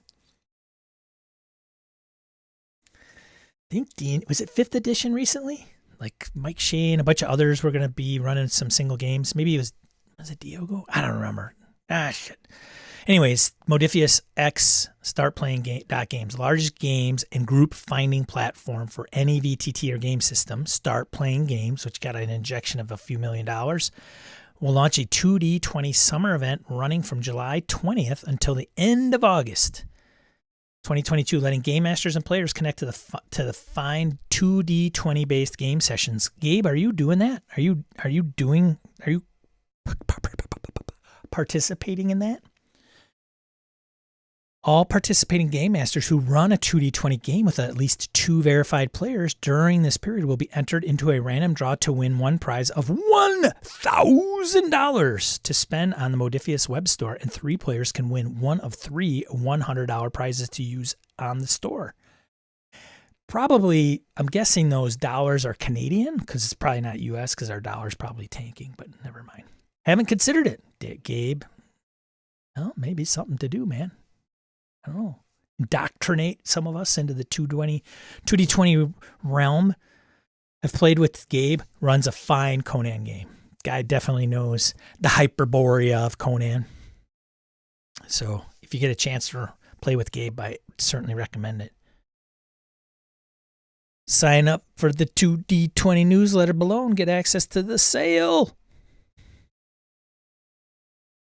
I mean, there is a part of me itching to play Star Trek. I played it with Crystal. She's in the chat. I think it was good. I don't think it was bad. I think I didn't grok the system at the time, and I would love to give it another shot. Who do we know on Start Playing Games? Guild of Arcane Lore, are you on there? Who do we know? Well, that would be Gabe has a fur diaper in his closet.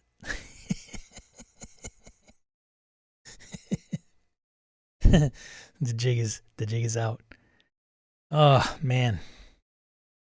Yes, who do we have at Start Playing Games? Don is not Don Fry, who is on GM Mastermind. I don't think he is on Start Playing Games. I think he does his own thing through Patreon. If I'm not mistaken.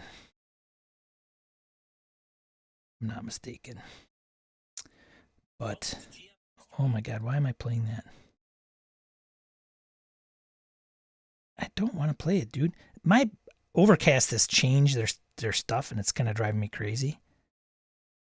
But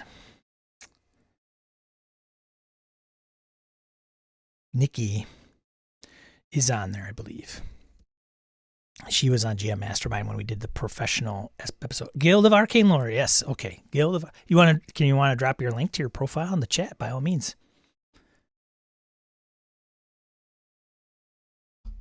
By all means. So there you go. I thought that was pretty big news. Can't talk about it because it hasn't already been released. So look for the 2D20 agreement to come on. And then this, lastly but not leastly, please mention that today is DCC Day. See GG webpage. GG. Run a DCC at FLGS, Wayne says this afternoon. See you, Jim. Fine. So Goodman Games is game day. One of the things I put out on Twitter, and I want to say this to all you DCC lovers and DCC curious out there, check out Purple Sorcerer Games. John Marr does a bang-up job. He offers a lot of DCC tools, and I don't think he gets the publicity he should get.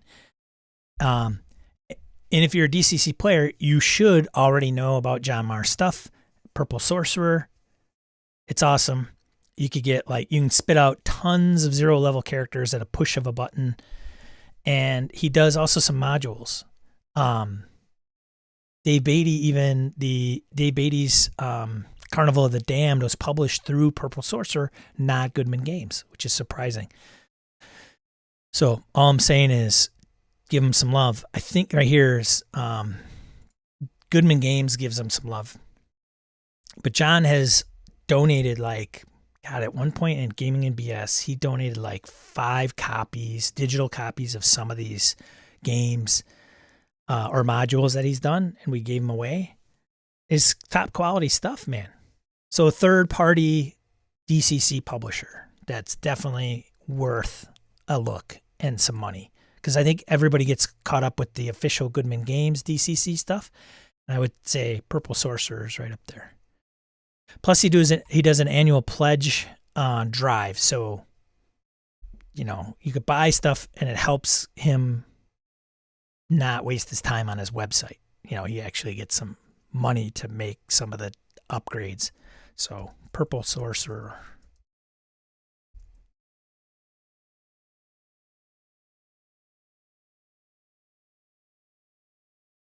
Checking out spell, but obviously, thank God for corrections.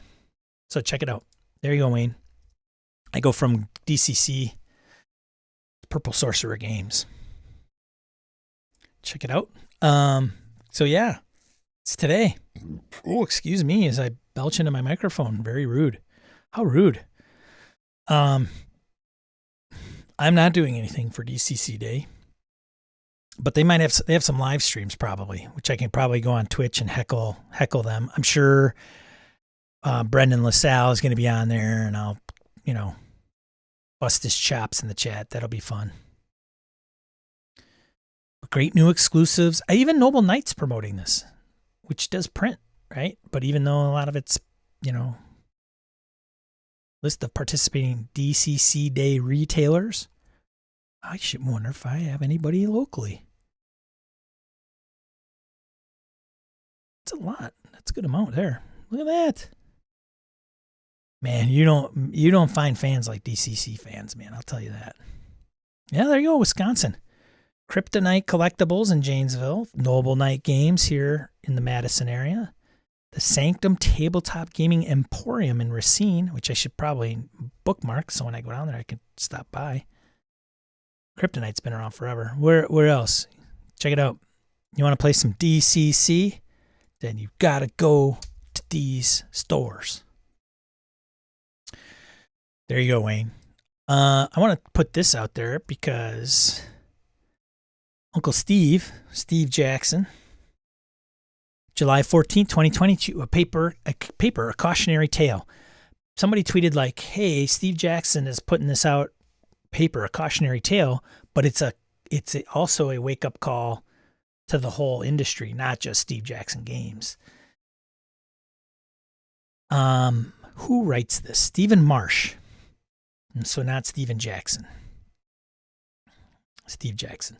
Stephen Marsh writes this. So he says, I'm not saying buy all the GURPS books ever, but I'm not saying that. Let me explain. Sure, I'd love it if you bought every supplement your heart desires, but I recognize. So GURPS, whether you like GURPS or not, they got great source books, and it's a great game. But let's get to the thing, right? For you, let's see, as many of you have no doubt noticed, many things have gotten more expensive in recent years. One such item you may not have noticed is paper. Paper is one of those elements that you don't think about too much until there's an increased demand due to a recovering global pandemic, forthcoming holiday publishing needs, and global unrest. And so it's quite likely that paper will get more expensive at some point soon. I don't know what was a ream of paper a year and what is it now? I don't even know what that looks like. But continuing, he says, for you, our amazing fans, the element that most concerns me is this possibility is our popular on-demand offerings. This program makes available any items that are long out of print, such as GURPS, Thaumatology, Discworld, as well as many games that have never been available in print previously, such as GURPS Adaptations, GURPS Social Engineering, da-da-da-da-da. If the price of paper goes up considerably, we have to look at the prices of our on-demand offerings. To be clear, we don't have any immediate plan to raise prices. However, things can happen quickly and our boat gets stuck and global trade grinds to a halt world. I imagine some of you would appreciate more notice of a possible future event so you can plan accordingly rather than learning that 100 plus books are about to become more expensive all at once. My Delta Green Kickstarter is going to frickin' break my bank. Because I think I got it before all hell broke loose, and the shipping aside is going to cost me the shipping will probably cost me just as much as all the books. So Stephen is not wrong. Phil Reed comments. We've been hit by paper shortages and rising paper costs this year. Most recently, the One Roll Chronicles adventure for Steve's One Roll Quest Rules Light RPG ended up costing more to manufacture than it would have cost us only 2 months ago. For us, the paper challenges are less of an issue for offset traditional books, but even those are likely to climb in price if the paper issues are not resolved soon. If there's a print-on-demand book you want in your library, now is the best time to act. We have no idea what the future may bring. Get out! Run around, get all the bookses. 500 sheets of paper 2 years ago was $5. Now it's $7.50 Australian, which is like a quarter. Just kidding, Blake. Yeah, so heed the warning, if you will. PDFs, man. Get a good reader. PDFs.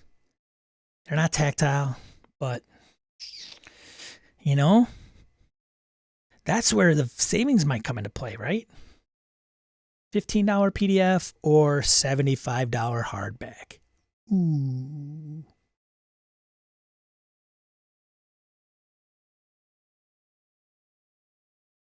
Let it be known. Let it be known. The question is how does it affect the hobby as a whole? Do people just stop buying? They say, you know what? I'm not a PDF person, so if I can't get it in print, screw it.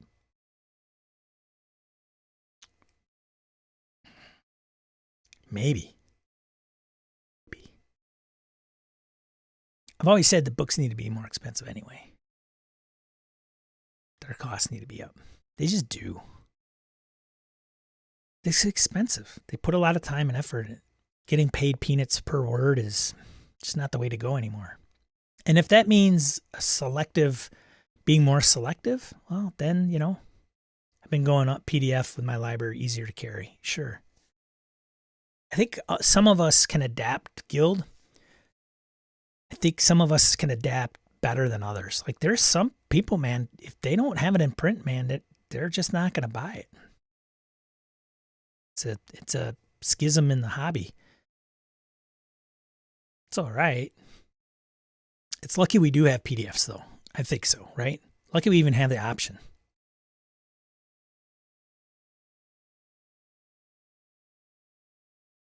And that's all I had for news. I got this in the mail. Into the ODD by Chris McDowell. Started reading it a little bit.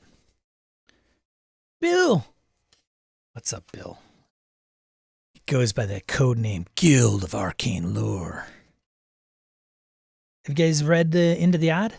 The interior art? It's, I think, pretty good. We'll see. I see it as kind of a, you know, it's 3d6 down the line. Strength, dexterity, willpower.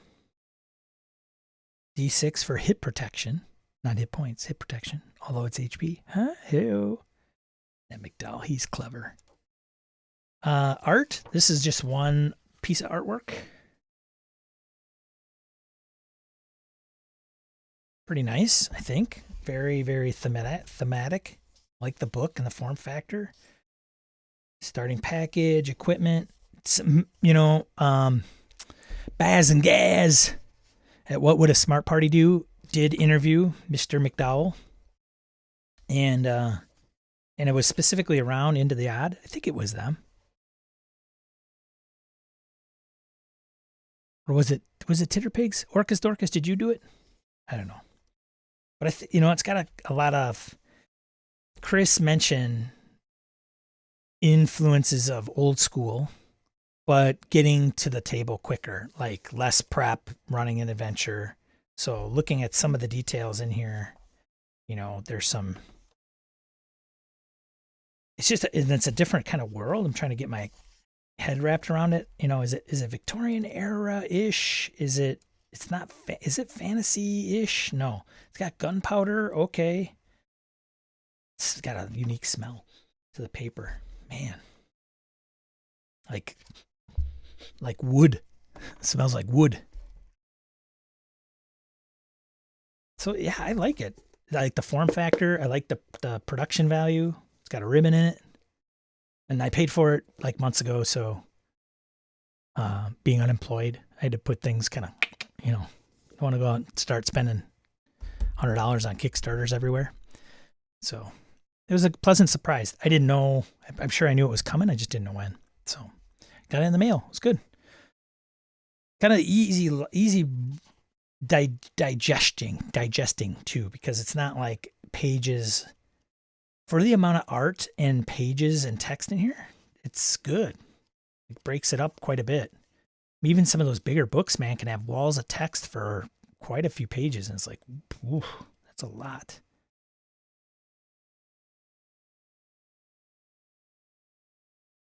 I'll just read this,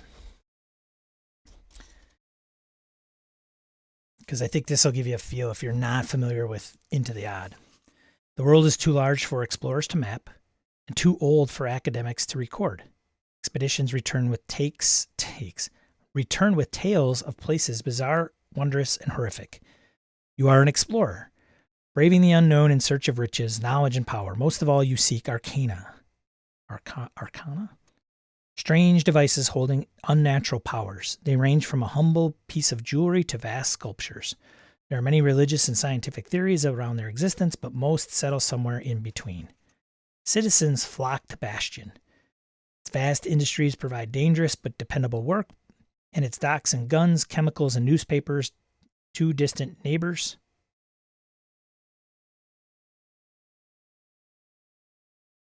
Okay. Beneath the city, the underground stretches just as far. Sewers twist into tunnels, hiding ancient caves and forgotten vaults. Fallen cities are adorned with statues of star beings. Cultists manifest their fervor into reality, and belligerent unions prepare for a cosmic invasion. Familiar landscapes are overrun by strange weeds. Corrosive mists creep in from the sea, and jet black mountains watch from the horizon. The odd world has been affected by beings stranger than we can imagine. So there you go. Hopefully that'll set the tone. Another game to play, if you will. Gabe says, I have a hard time using PDFs. Electric information doesn't glam onto my mind as well as print yet, but I'll adjust in time. I've been reading more traditional books electronically. Nice. Gabe, do you use the Kindle Paperwhite? I have a Kindle. I went to Kindle, thought, I'll read more Kindle. And then I was just like, ew. Trying to do videos on YouTube about Harn mastering games like I like that no one still plays. Nice, skilled. Bill. Victor takes a little getting used to, but eventually migrating the brain to electronic books happens, at least for me. Yeah. iPad, iPhone, yeah, sure. I think you might like the Paperwhite if you want to grab one. Ebooks, though. I think it does PDFs, but I don't know how good it renders. But I have seen a Paperwhite, and I've seen a normal Kindle, and I don't know why I went with the normal one. I think I was just cheap. But that LCD of tablets can be a little blech. That's my professional opinion. Ugh.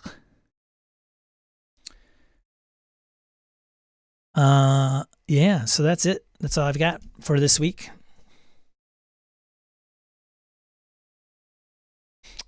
This week, like I mentioned earlier, recording GM Mastermind episode on duet gaming.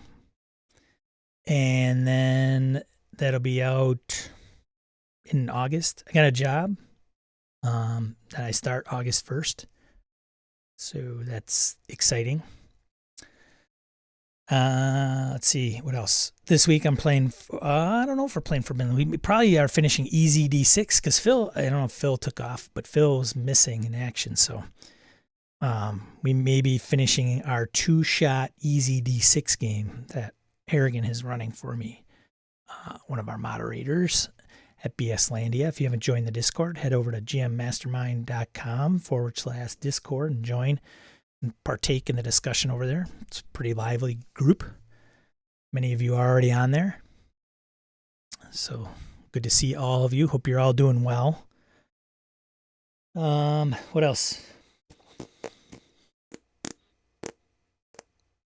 I think that's it. I got to prep for my next Delta Green session.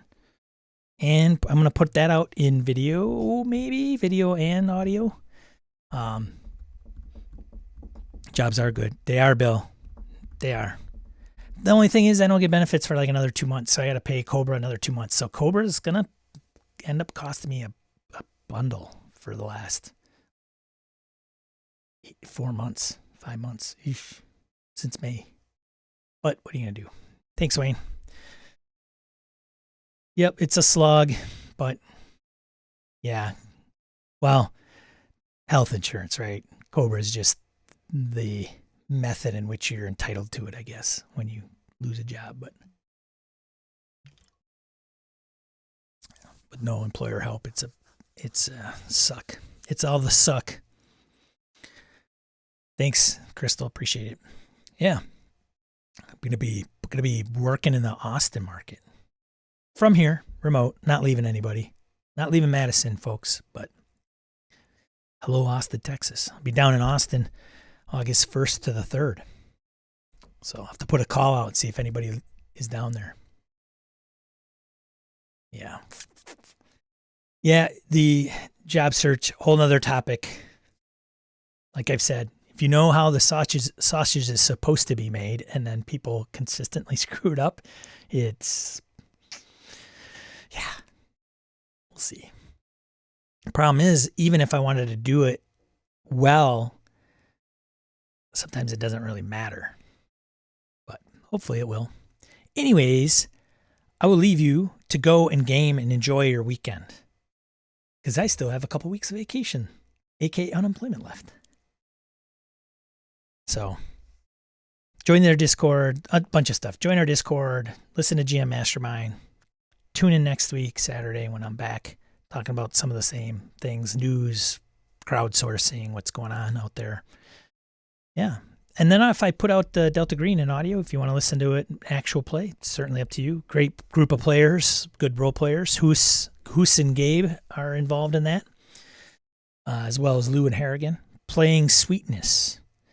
So spoilers if you don't want to know what Sweetness is all about, the scenario. A little bumpy as I tried to figure out where everything was in my setup, but I think once we got going. Then in August, we'll be doing Impossible Landscapes, longer term, with a few others. And then I'll try to record those and put those out as well. So that's all I have. So be a positive force in the tabletop RPG hobby, everybody. We'll talk to you later. See ya.